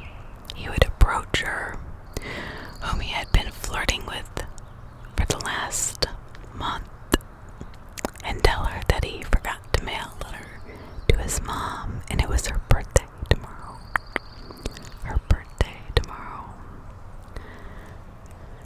The real letter, which he would have to find a way to switch, started with, "Dear Tony, I'm calling in a favor. I need you to take this letter to the police." He was starting to wonder if this was worth all the trouble when his moment finally came. Finally came. The moment. The mail was running a little late, and Patrice asked Raymond if he could take the bag to the mailroom. "I'm not sure if I'm allowed," Raymond said, trying not to seem too eager. "Do it just this one time as a favor for me," she said. Raymond paused. "I don't think I should," he said. Then he started to walk away. "I'm sure there's something I could do for you," she said seductively. Raymond suppressed a shudder. "Actually, there is. I have a letter I didn't get in the mail on time, and it's for my mother. If I don't get it out today, I'll miss getting it to her on her birthday. You know I can't add mail to the bags without checking it." "Check away," he said, handing her the letter. She checked quickly and saw that there was nothing hidden in it, and put it back in the envelope without reading it. Sighing, she said, "Are you sure that's all I can do for you?" Fighting not to show how much he wanted to vomit at the thought, he just smiled. "I'll take these letters to the mailroom, thanks." Then he hefted the bag onto his shoulders and left.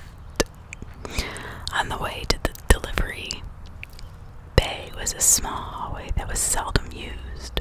Raymond pretended to need a rest to put down the bags. He quickly replaced the letter with the one that he intended to go out and reseal the envelope. "What are you doing here?" an officer demanded as Raymond picked up the bags. "I needed a little rest. These things are heavy. What's in your hand?" Raymond looked down at the letter in his hand. Quickly he remembered the cover story that he had practiced for weeks. It fell out of one of the bags. The guard eyed him suspiciously. He looked at the letter. It was sealed and stamped approved. The officer stared at the letter. Raymond suddenly dropped both bags at his feet. "These bags are heavy. If you want to search that letter, you can take it to delivery bay when you're done," he said. Raymond held his breath, mentally waiting to see if his gamble would pay off or backfire. "Here," the officer said, throwing the letter at Raymond. "Get these bags out of my hallway." He quickly stuffed the letter deep into the bag where even he couldn't have found it. box again and started to walk toward the mailroom. The bag seemed to feel lighter. He was sure it was just the mental weight that had lifted. After dropping them off, he had to keep himself calm. Skipping back to his cell would be a dead giveaway that he had just sent the letter that could tear this prison apart and end one-on-ones. Chapter 29. Joe sat down for his morning cup of coffee. In 12 years as a police officer, he had never missed a cup.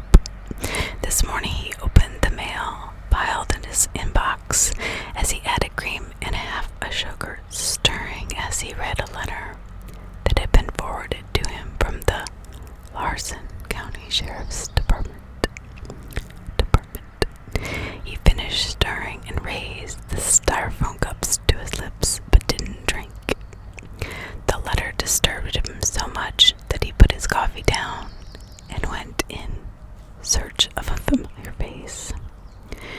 He stopped in front of the desk of a man in his early 40s with graying ponytail, black jeans, biker boots, and a Metallica t-shirt.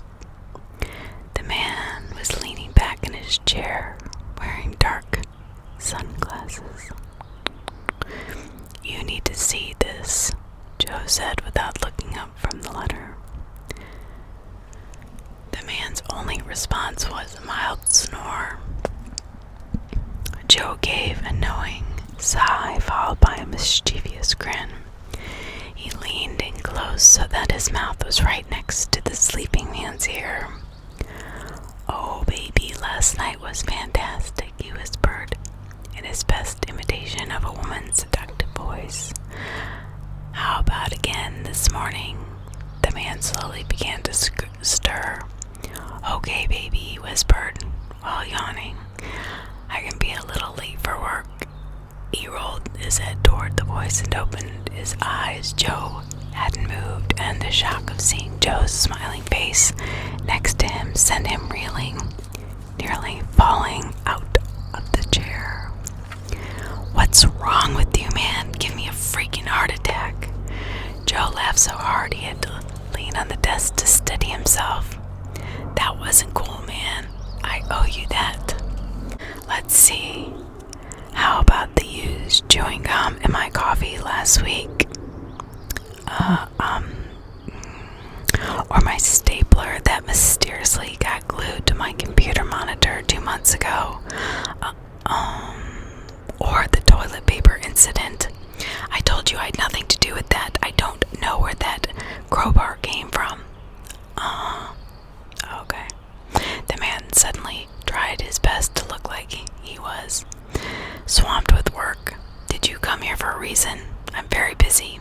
"Yeah, I saw how busy you were inspecting the insides of your eyelids. Is today dress down day? Did you get the memo?" Joe turned serious. "So, how was last night?" "Well, you know how boring stakeouts are, of course. Undercover stakeouts are 10 times worse. Did you find anything?" "Nothing. Wasted trip." "I've got another one for you." "Great," the man in the Metallica shirt said with a mock enthusiasm. "Read this." He took the letter, read a little, and said, "So, it needs to be investigated. But why me? Read the name of the one causing the trouble." "Oh, no. Now, do you understand?" "I'll get right on it," he said earnestly. Sam Smythe arrived at Larson Prison to no fanfare, no special greeting, nothing out of the ordinary, but he was the immediate focus of the entire prison. At 5'10", 160 pounds, he was not an imposing man, but he had a spark of intelligence in his eyes and something about him that said, "I don't belong here." He was a quiet, respectful man in his 40s with graying hair that had recently been cut. He did not speak unless he had to and gave no one any reason to dislike him. Naturally, everyone hated and or feared him. The officers all thought he was from internal affairs. The inmates all thought he was a cop.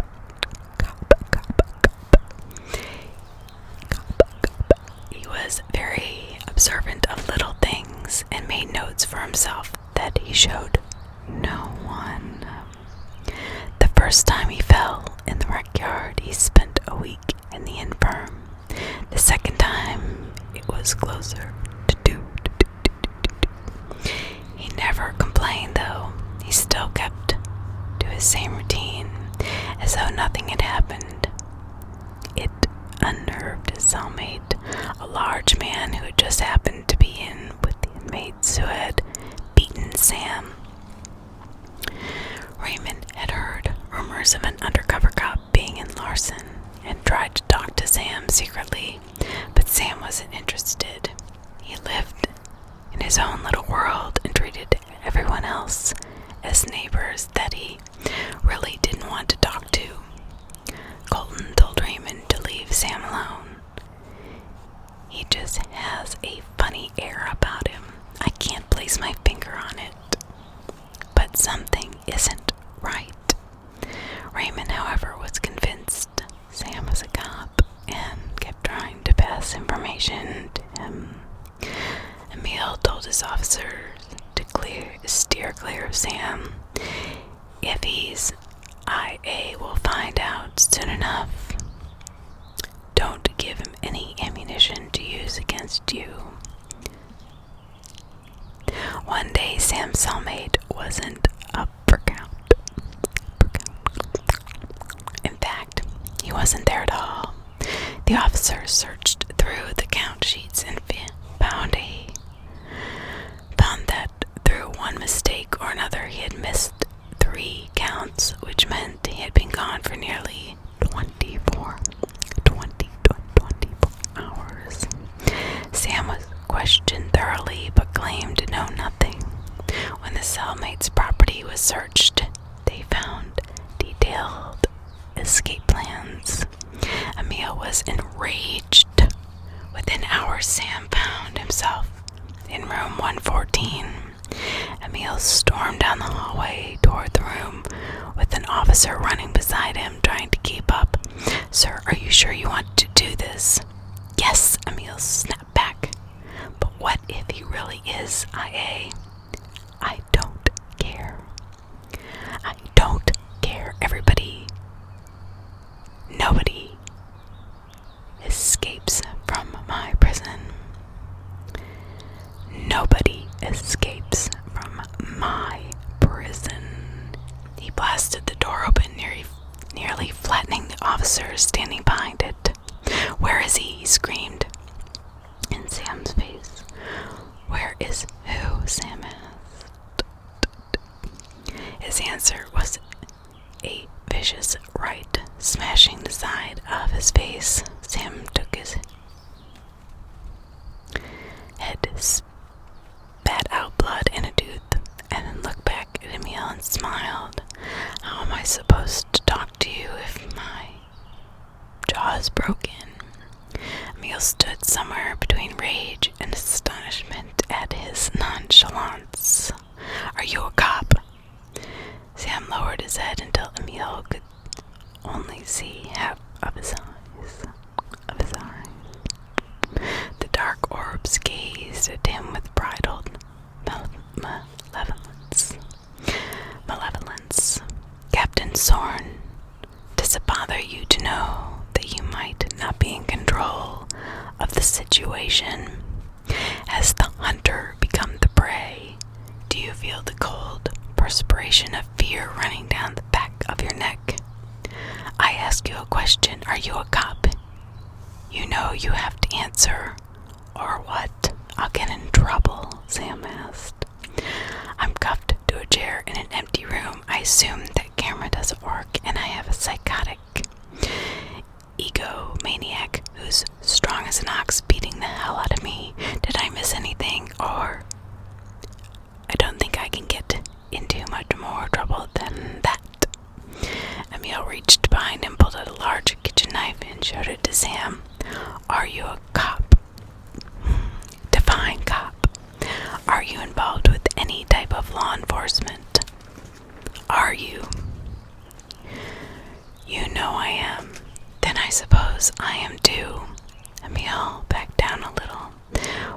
was your cellmate. Did you help him escape? Escape, escape. Sam thought for a moment.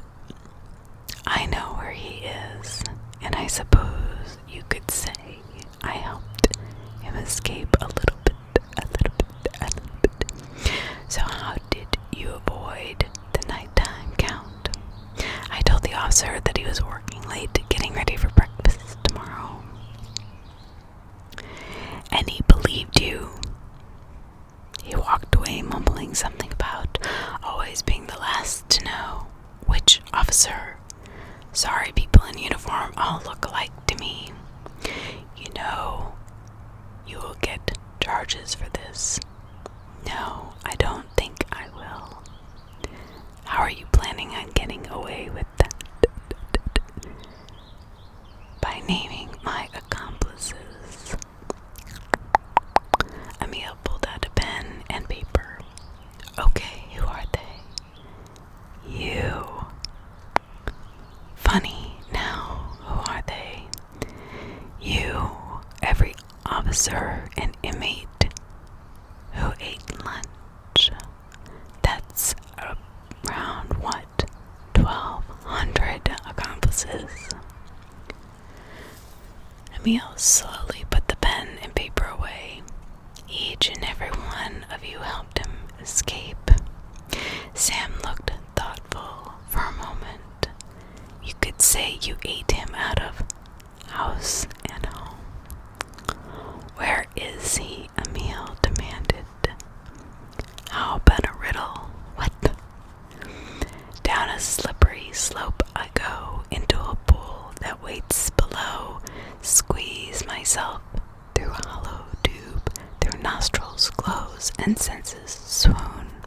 I crawl through muck I cannot see, on for miles, and then I'm free. Emil smiled. Thank you. Emil turned to an officer and said, he's in the sewer. You could say that, Sam said. What did you have for lunch today, Captain? Emil eyed him suspiciously. Cheeseburgers and fries, just like everyone else. How did it taste?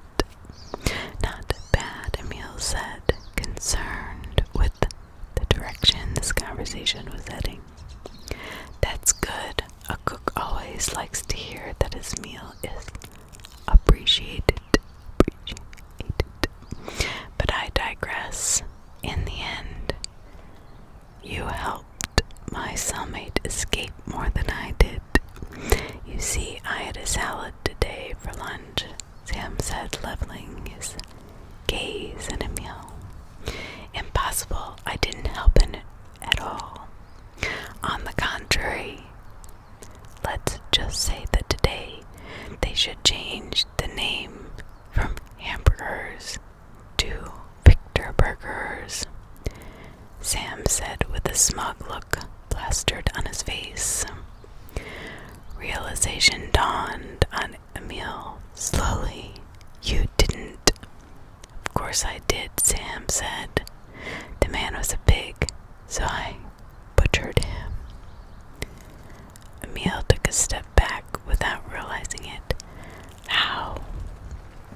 It wasn't hard. We both work in the kitchen. I gave him a little something to make him sick. He told the cook and sent him back to his cell. Before he left, though, I asked him to help me get a box off a high shelf in the freezer. While his back was turned, I smashed his skull with the frozen turkey, stacked some boxes in front of him, and left him to freeze to death. To death. To death. Later, when I was sent to grind some meat for the hamburgers, I had a certain lump of meat in my mind. I had to cut him into manageable sections, but he ground up very nicely, I think. Emil looked at him in sheer horror. The officer standing guard at the door vomited. Go check this out with the cook. Emil told the officer. compose himself before continuing to question Sam. Sam started laughing hysterically as the officers returned. Emil turned away in disgust and went to meet the officer. The cook confirmed that inmate Victor took off work yesterday. A cold fire burned in Emil's eyes. He walked back over to Sam, who was still laughing, put the knife to Sam's throat and said, "You sick." The last word was smothered by the gurgle of Sam's throat being sliced open as blood sprayed. His eyes went wild as he struggled against his cuff. "Sir, you're all right." Emil grinned just a little. "Maybe the kitchen will serve sandwiches for lunch today." The officer considered telling his superior what a lousy comedian he would make, but seeing Emil holding the bloody knife looked every bit as deranged as Sam, silenced him. Chapter 30. Summer came to Larson Prison that year, with temperatures averaging 80 degrees throughout May. Oddly, this prompted most of the experienced officers to wear their long-sleeve uniforms to work. The reason was the heat/air conditioning system. 15 years earlier, the state had a budget surplus, so the warden used this opportunity to replace their old system, which was barely big enough to handle the prison's needs. The maintenance supervisor, who had only been on the job 6 months, overestimated the size of the units they would need. As a result, the hotter it got outside, the colder it got inside. When the thermometer reached 100, you could build a snowman in the main block. Consequently, if the temperature hit 0 outside, you could almost smell the flesh cooking. Inmates would sleep on the floor just to feel the cool concrete. One day in mid-June, or I should say, one hot day in mid-June, the bus pulled up, carrying new inmates as usual, with Emil standing by. As they stepped off the bus, the last inmate looked at Emil with recognition and actually smiled.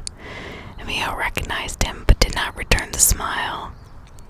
After they had been processed and assigned housing, Emil escorted the familiar inmate to his cell. The inmate put his things down and turned to talk to Emil. "Do you recognize me?" the inmate asked. "Harley Richardson, right?" "Yep, it's been a few years." "Yeah, around 20. "I just wanted to say thanks. If it wasn't for you, I never would have graduated," Harley said with a smile. "I see it did you a lot of good," Emil answered with a face of stone.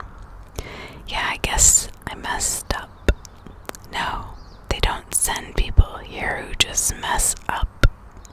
They only send us hardcore criminals. So don't try to play the old school buddy routine with me. It won't work. It won't work out well for you, understand?" Harley stood back and gave a mock salute. "Yes, sir." Emil turned and walked away. Harley called after him, "Hey, Emil, it's good to see you finally grew a set of balls." Emil stopped, pulled out his notebook, jotted down Harley's name, smiled at him, and walked away. "Not smart," said an inmate 3 cells down. "We're old school pals. I'm just messing with him," Harley said. "I'll guarantee you he doesn't see it that way." "Oh well, then he can't take a joke. What's he gonna do?" "You don't want to know." Every time Harley saw Emil, he would pick on him or call him by Harley was having fun. One night he lay in bed sleeping when his cell popped open, and guards with flashlights and kicking and screaming to room 114. They cuffed him to the metal chair and left. Harley looked around the large, sparsely lit room and locked his. Emil walking toward him out of the darkness. "It appears we have a problem, you and I," Emil said, while twirling his nightstick absently. Harley's eyes locked on the weapon. "I assume this isn't a social call," Harley said with a nervous chuckle. His laughter was cut short by the whistle crack of the nightstick smacking into his skull, causing him to buckle in pain. "I'll let you have the first comment, because we used to be friends, but it was your first day." The weapon crashed savagely into his leg with a satisfying crack. "But you kept pushing it." Emil dealt with him with a blow to the ribs. "I have worked too hard getting these inmates in line to let you mess it up." The weapon smashed into his face, breaking his nose and sending blood flying. "From now on, you will address me as Captain or Sir. Any comments from my past will end, and you will be a model inmate for the remainder of your stay." He hovered over Harley's bleeding, barely conscious body. Emil pulled his chin up with the nightstick.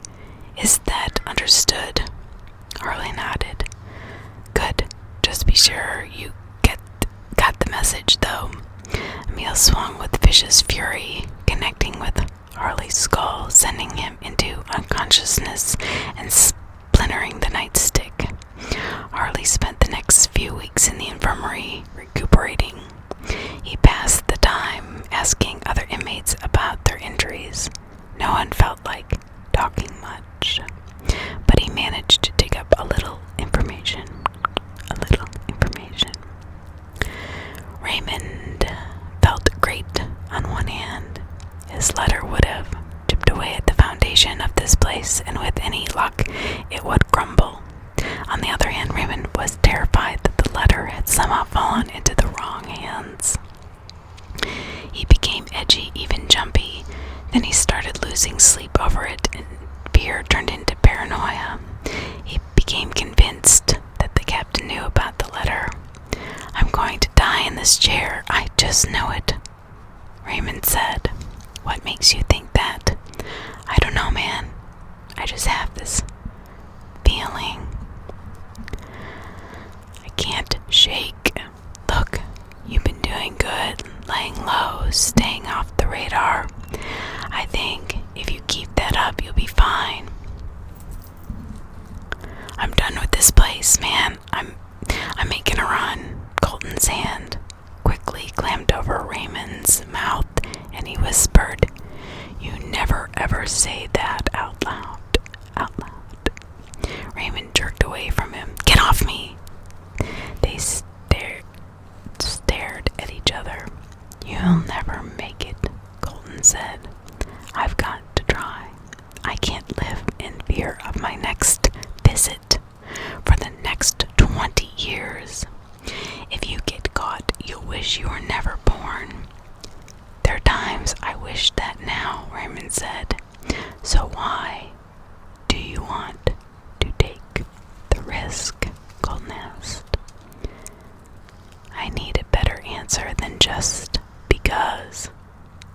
Raymond lowered his head for a long time. Silence reigned in the cell. Colton thought he had fallen asleep, but then he slowly spoke. "Every night I dream the same dream," Raymond said, hesitating. "I'm sent to room 114 to clean up a mess. As I step into the room, the stench of death assaults my senses. I make my way across the floor that is slippery with blood. On the way, I gather a severed arm, a leg, and throw them into a large trash can. Like used tissues to be thrown away. Mopping up the blood, I'm stuck by how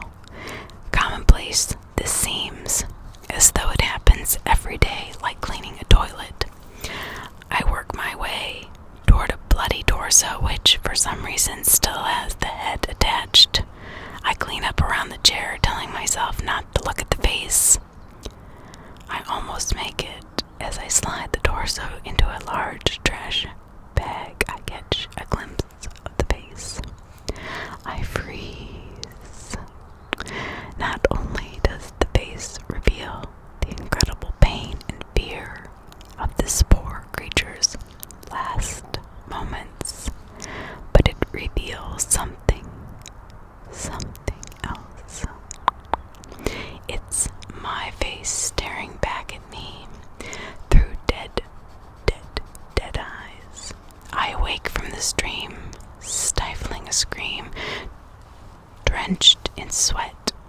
This dream has plagued me ever since the day I saw the room for myself.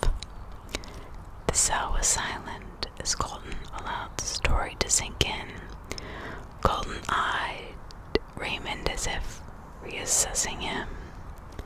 Okay. I'll help you on one condition. My name never gets mentioned. You understand me? Absolutely.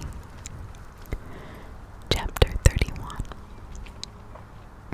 Once Raymond started concentrating on planning the escape, his paranoia subsided. He transferred from day to night cleaner. He worked hard for 2 months before he even started to concoct his plan. He thought that would draw away any suspicions. He was right. A few of the night officers got to know him by name and even trusted him a little. He was friendly and joked with them, always careful to keep things on a professional level. He never asked for favors, always addressed the officers by sir and treated them with respect. He studied their habits, looking for weaknesses and tendencies. Each morning, he shared his observations of the previous night with Colton. Slowly, a plan began to form. Colton started giving Raymond specific questions to ask the officers, never more than 2 per night, to avoid arousing suspicion.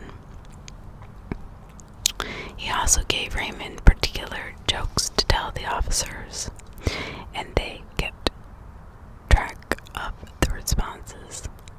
They noted in code what officer worked what shift on what day. They drew a picture of a dream house.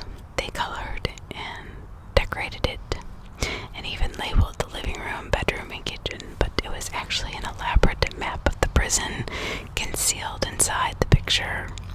Ignoring the colors showed the routes out of the prison. They started collecting supplies and hiding them in the cleaning supply closet.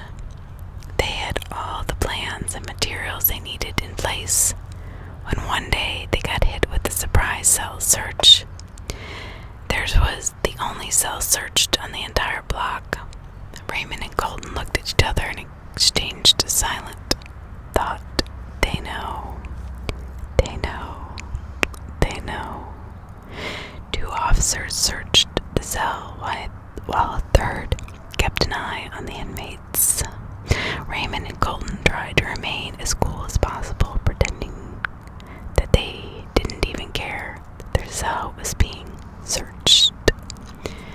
The officers were serious about their work. Blankets, sheets, and mattresses flew off the bunks. They rifled through papers and threw them aside. When the officer in charge came across the drawing of the house, Colton held his breath. "Who drew this?" the officer asked. Colton responded. "Whose property are you tearing through?" he said. "That's what I'm asking," said the officer. "Well, since you pigs are determined to destroy what little we have, I couldn't tell you right now whose it is. Whose is whose." Raymond looked from officer to officer, judging their reactions. Colton was right. The room did look like a tornado and landed right in the middle. The officer approached Colton. "I was gonna say nice drawing, but instead, he ripped the picture into shreds and flushed it down the toilet. That was for pigs. You have a nice day." The officer bumped his shoulder on the way out of the cell. "Hey, are you going to clean this up?" Colton yelled at the back of the officers. They pretended not to hear him. Raymond looked at his cellmate and whispered, "What the hell is wrong with you? Why would you piss them off while they're searching our cell? Because if I didn't object, they'd know something was up, and because he had found the map, once it became an issue of defiance, he lost interest in the search." "Very impressive, but we lost the map." "It doesn't matter. You studied it enough. You'll do fine." Raymond wished that he had felt as confident as Colton sounded. They waited another month. Finally, their day came. Officer Orcree was working in Central. Stevens was the officer on their block, and Stroh was the hallway officer. Raymond had to fight hard to contain his excitement. Colton calmed him down by telling him he would blow the whole thing if he didn't cool off.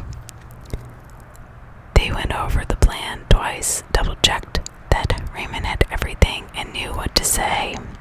When they were done, they shredded everything that had anything to do with the plan and flushed it. Raymond said to Colton, "Thanks, man. I couldn't have gotten this far without you. Just remember our deal," Colton said. "My name does not get mentioned." "Absolutely." Time seemed like it was mired in mud that evening. When Officer Stevens finally came to get Raymond for his work shift, he found the inmate asleep and jolted him awake. Raymond apologized and told the officer that he wasn't feeling well, but would try to do his cleaning duties. Stevens handed Raymond off to Stroh, the hallway officer, who took him to the cleaning closet to get his cart. His first job was to empty trash cans. Once they were done, they took the bags out the back door and threw them in the dumpster. On the way back inside, the real plan began. 15 years ago, all the locks on the doors in the corridors and the back door had been changed from deadbolt style, where you had to relock them with the key, to a beveled latch, which would automatically lock when the door shut. Eventually, the officers grew complacent, not bothering to make sure the doors actually locked when they slammed shut. Raymond used this to his advantage. Before they went out the back door, Raymond told Officer Stroh a riddle. A cowboy rides into town on Friday, stays 3 days, and leaves on Friday. How did he do it? Stroh was thinking about it when they came back in from dumping the trash and didn't notice Raymond placing a small strip of metal over the back door latch. So far, so good. They went back through the corridors with Stroh, not even noticing that Raymond was the last one through each door. He was too busy trying to get clues about the riddle.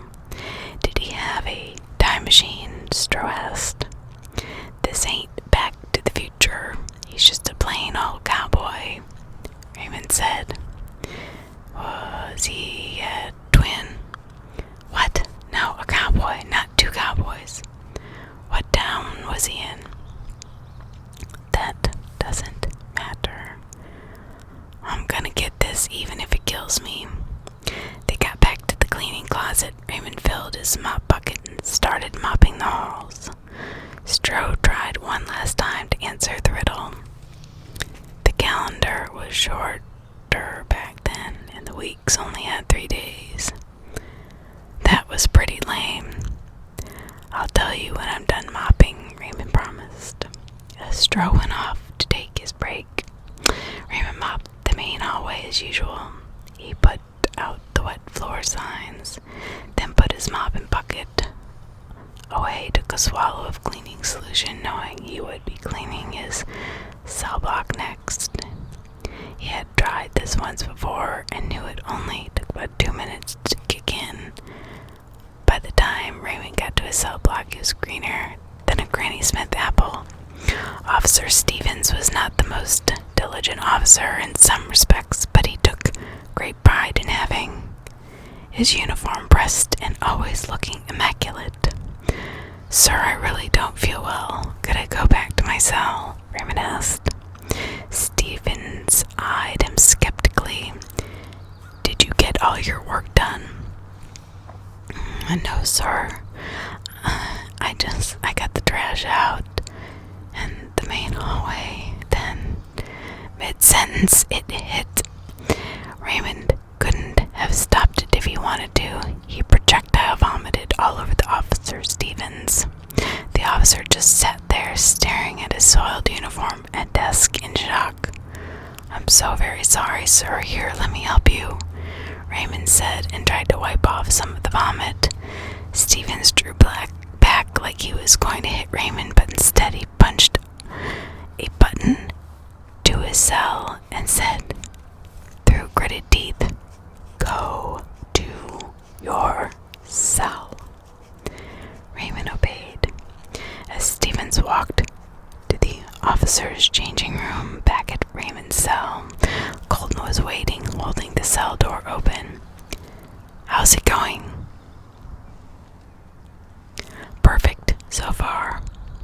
He changed out of his soiled clothes and headed back out of the cell, pausing to look back and say, "Thanks again for everything. Good luck. I'll see you on the outside someday." Raymond gave him a quick nod and stepped out of the cell. Chapter 32.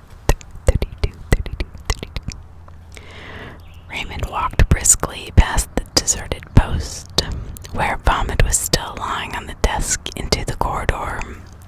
This was the dangerous part. Officer Orgreave was posted in Central, where all the camera monitors were. Central was supposed to monitor any inmate movement. Officer O'Grey had a bad day, or in Raymond's case, a good day. Habit of falling asleep partway into his shift. The catch was, Raymond had no way of knowing if he was asleep or awake. He would just have to act as though he was doing his normal cleaning routine. He opened the first door and retrieved the piece of metal, so the door latched shut. Now he was committed. After the second door, he got his mop and bucket and took it with him. The third door stuck a little, causing a mild panic. He knew precious seconds were ticking away, and each one was that much closer to alarms going off. His panic blossomed when he tried again and the door still wouldn't open.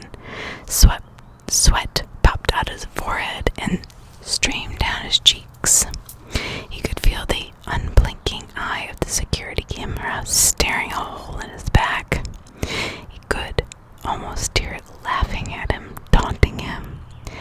"Hey boy, what are you doing out of your cell?" He took one of the other pieces of metal and frantically shoved against the door. Mercifully, it sprung open. He rounded the corner, heading for the back door just as Officer Stroh came back from his break to an empty hallway.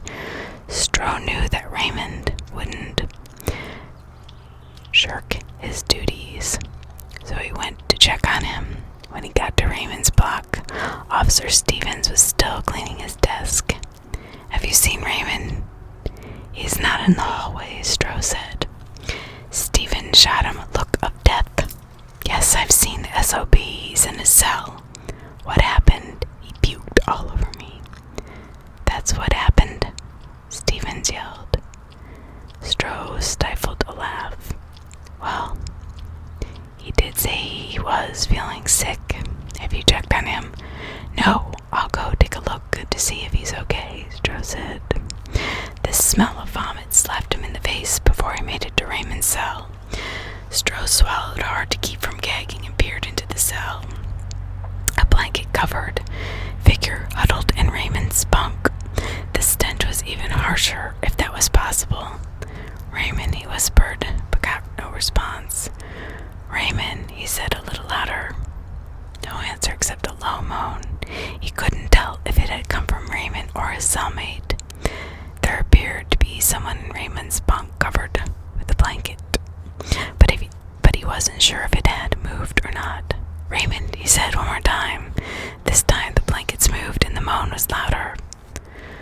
Stroh was satisfied that he was at least alive.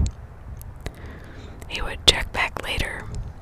He left, not seeing the strings that was attached to the blanket on Raymond's bed, that ran behind the leg of the bunk and down to where Colton was pulling on them, making the blankets move. Stroh looked at his watch and realized he needed to be at the back door. At that moment, Raymond was opening the back door and removing the metal strip. He then snapped a 2-foot section off his mop handle as a weapon should he need it, and hid the mop and bucket. He could hear a vehicle coming. He climbed into the dumpster and covered himself with several bags of trash. The stench was nearly unbearable, and liquid that he didn't want to identify started dripping out of one of the bags, slowly covering him. He didn't dare move, though, because the truck had backed up to the back door 15 feet away from him. The door opened and Officer Stroh said good morning to the milkman. They took the milk inside to the kitchen as Raymond counted to himself. This was his chance, but he knew he couldn't go yet. Time seemed to move as if it were trapped in concrete, and the stench of the dumpster was starting to overwhelm him. He was now soaked in whatever liquid had been leaking on him. Finally, the back door opened, and they took the last load of milk inside. Raymond counted to 15 and then jumped out of the dumpster and ran into the milk truck. He went all the way to the front of the truck, moved around some crates to hide behind and settle in. It wasn't very long before the back door opened again. Officer Stroh and the milkman talked for a few minutes. Then Stroh took a look inside the truck. Raymond held his breath, hoping he was hidden well enough. "Am I good to go?" the milkman asked. Checked his watch. "Yeah, you're good." "Here," the milkman said, tossing him a chocolate milk. "Have one of me." "Thanks. You have a good day," said Stroh. 3 more stops and I'll be having a great day." 3 more stops, which meant I've got 2 stops to get out of here without getting caught. Getting caught.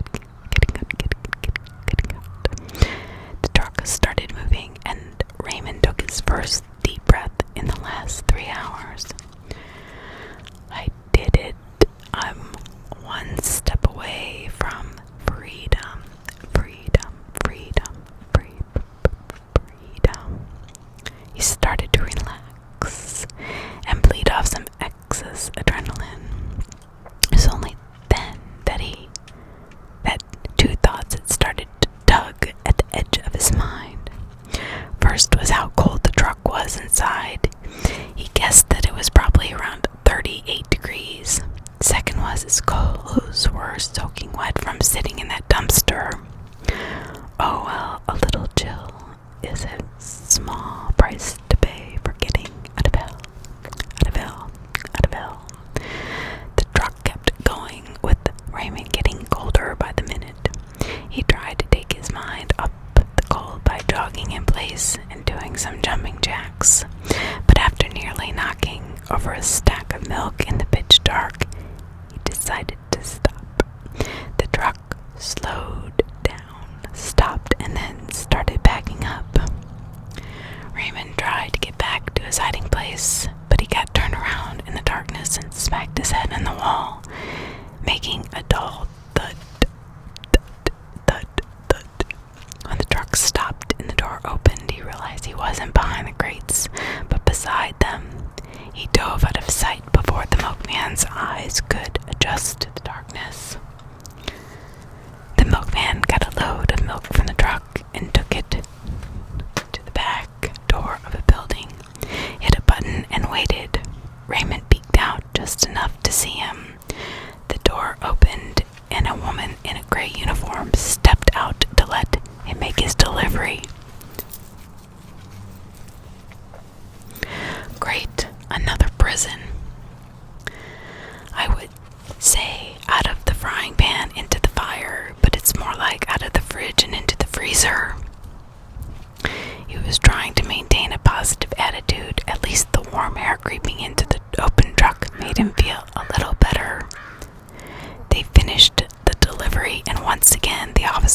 danced around inside the truck.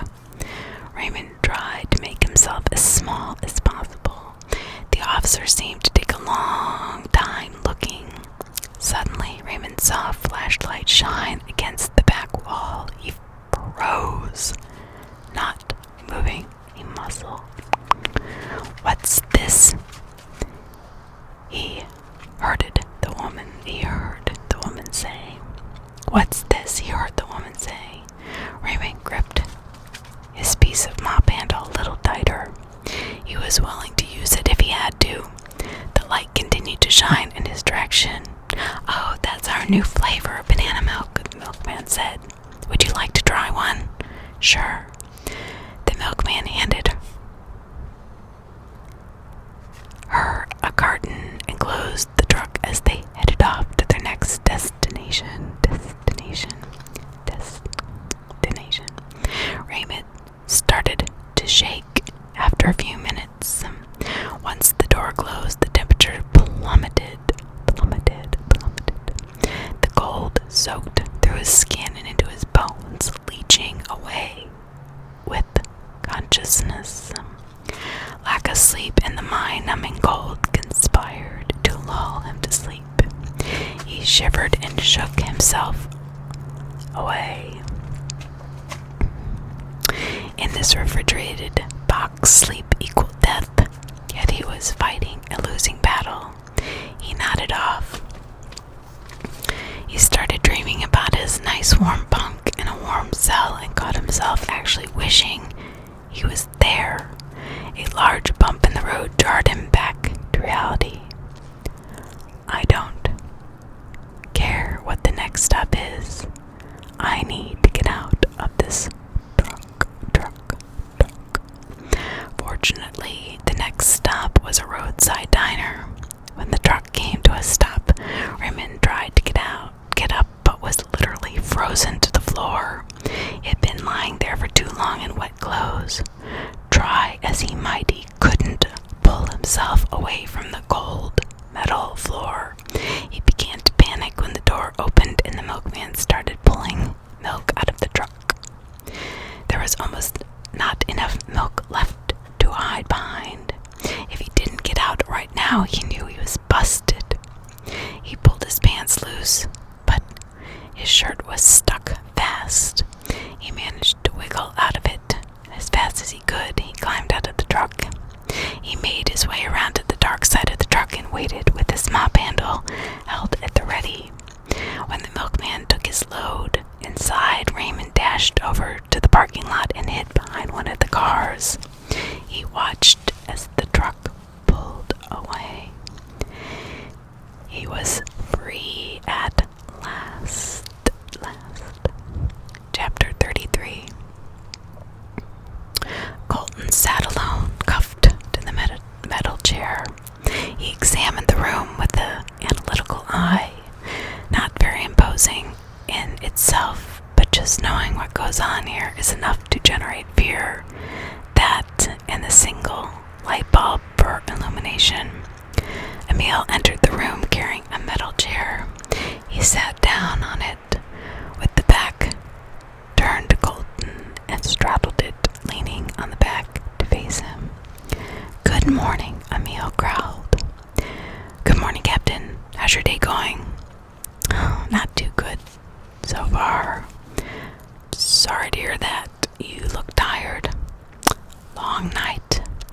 Now, if the pleasantries are out of the way, did you help your cellmate escape?" "Yes." "That's it. Just yes. No denials, no deals, no nothing." "I was saving myself potential pain. Eventually you would have gotten the same answer. I just saved myself the trouble of being tortured for it." Emil shrugged. "Understandable. So let's have the rest. Where was he going? What was the plan if he got out?" "I don't know." A spark of anger kindled in Emil's eyes. "Don't tell me that." "It's true, Captain. I honestly don't know. That was part of the plan, so that I could have deniability information out of me that I don't have. Emil sat back and thought for a moment. Well played, well played. What was the rest of it? The rest of what?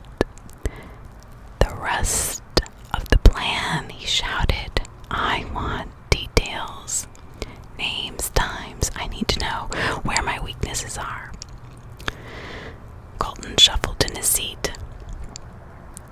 That's where things get a little difficult. Really? How so?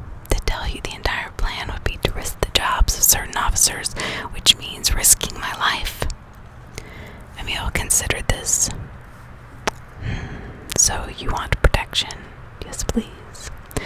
Tell me what I want to know, then I'll decide if you will need protection or not.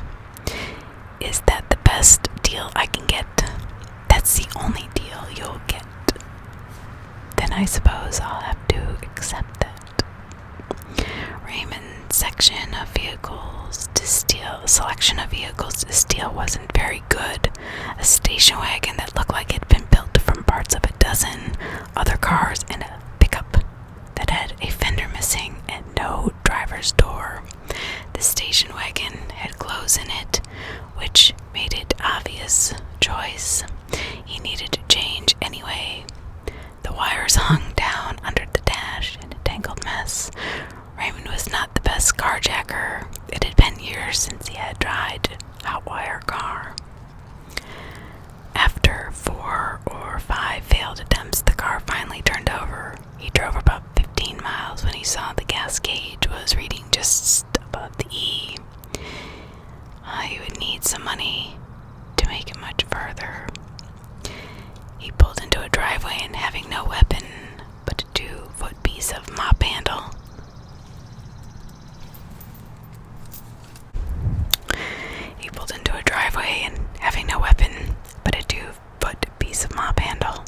he decided to pull a con instead of a straight robbery. His new clothes fit his plan perfectly. They were old rags that were 4 sizes too big for him. He already smelled right for the part after sitting in a dumpster a few hours earlier. Dawn had just broken and he paused to look at his first daybreak as a free man. "Pretty, ain't it?" said an older lady in a housecoat walking toward him, carrying a bucket. "Yes, ma'am," Raymond answered. "What can I do you for?" she asked. I hate to bother you. I just don't know how to ask this," he said. He turned to leave. "Now, don't go being like that. What's stuck in your craw, son? Spit it out." Raymond smiled to himself. "Gotcha. Well, I'm not in the habit of burdening others with my problems. Catching a gander at your car, I'd say you got plenty of those. Tell old Mama Eva what's eating you, son. I'm trying to get across the state. I lost my job and I heard there's work east of here. Oh, honey, that's plumb too bad. Lots of folk around here have been struggling too. Lucky me, I ain't been hit nearly as hard, but I ain't got no work for ya. Are you sure you don't need some chores done around the farm? I just need a little money for gas. Hopefully it'll get me as far as I need to go. I'll tell you what. How about I just give you a few dollars to get you a little further down the road? Where are you headed?" "I'm not really sure. Just east."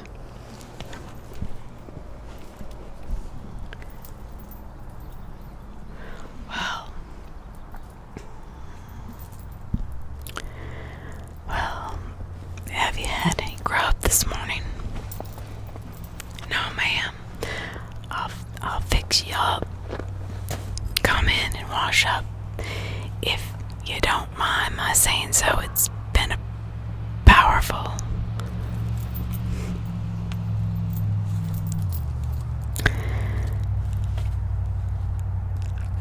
long time since you seen a washed up too, ain't it?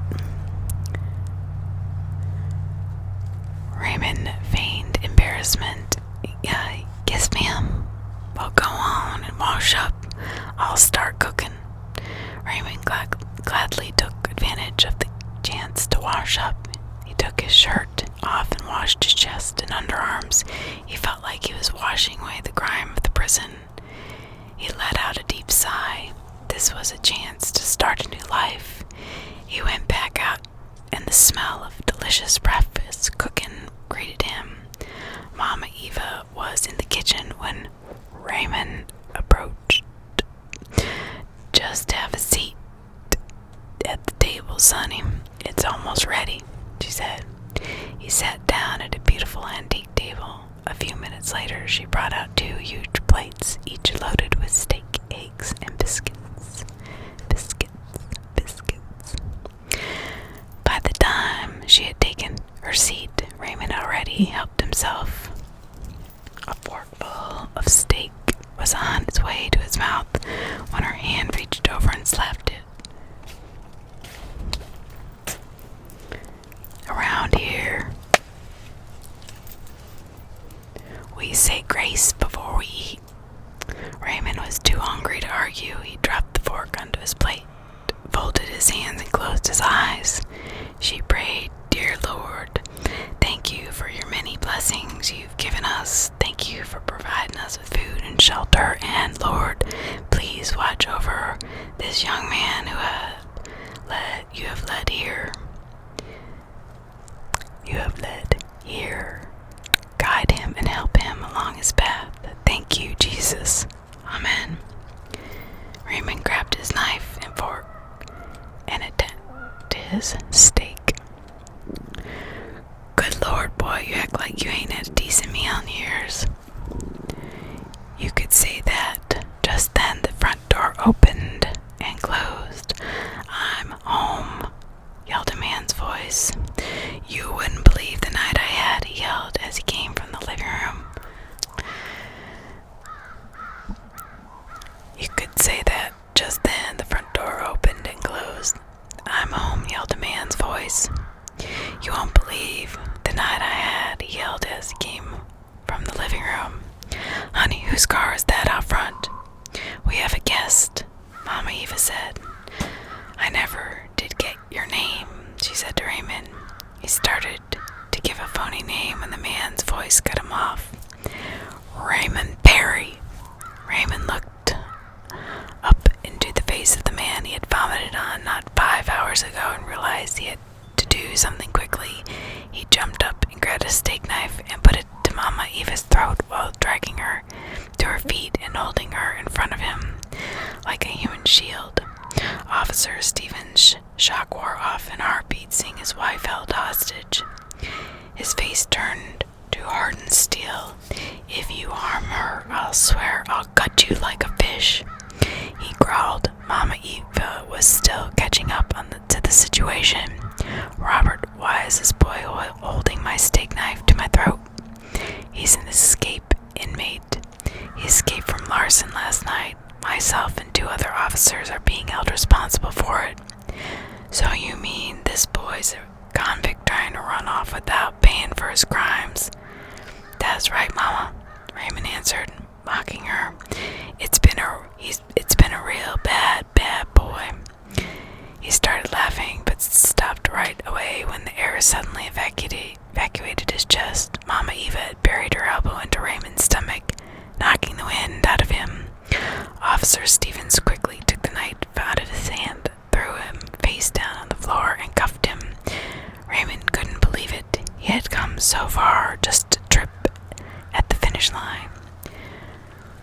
"So what should we do with him until the police arrive?" Stephen said, with an evil grin on his face.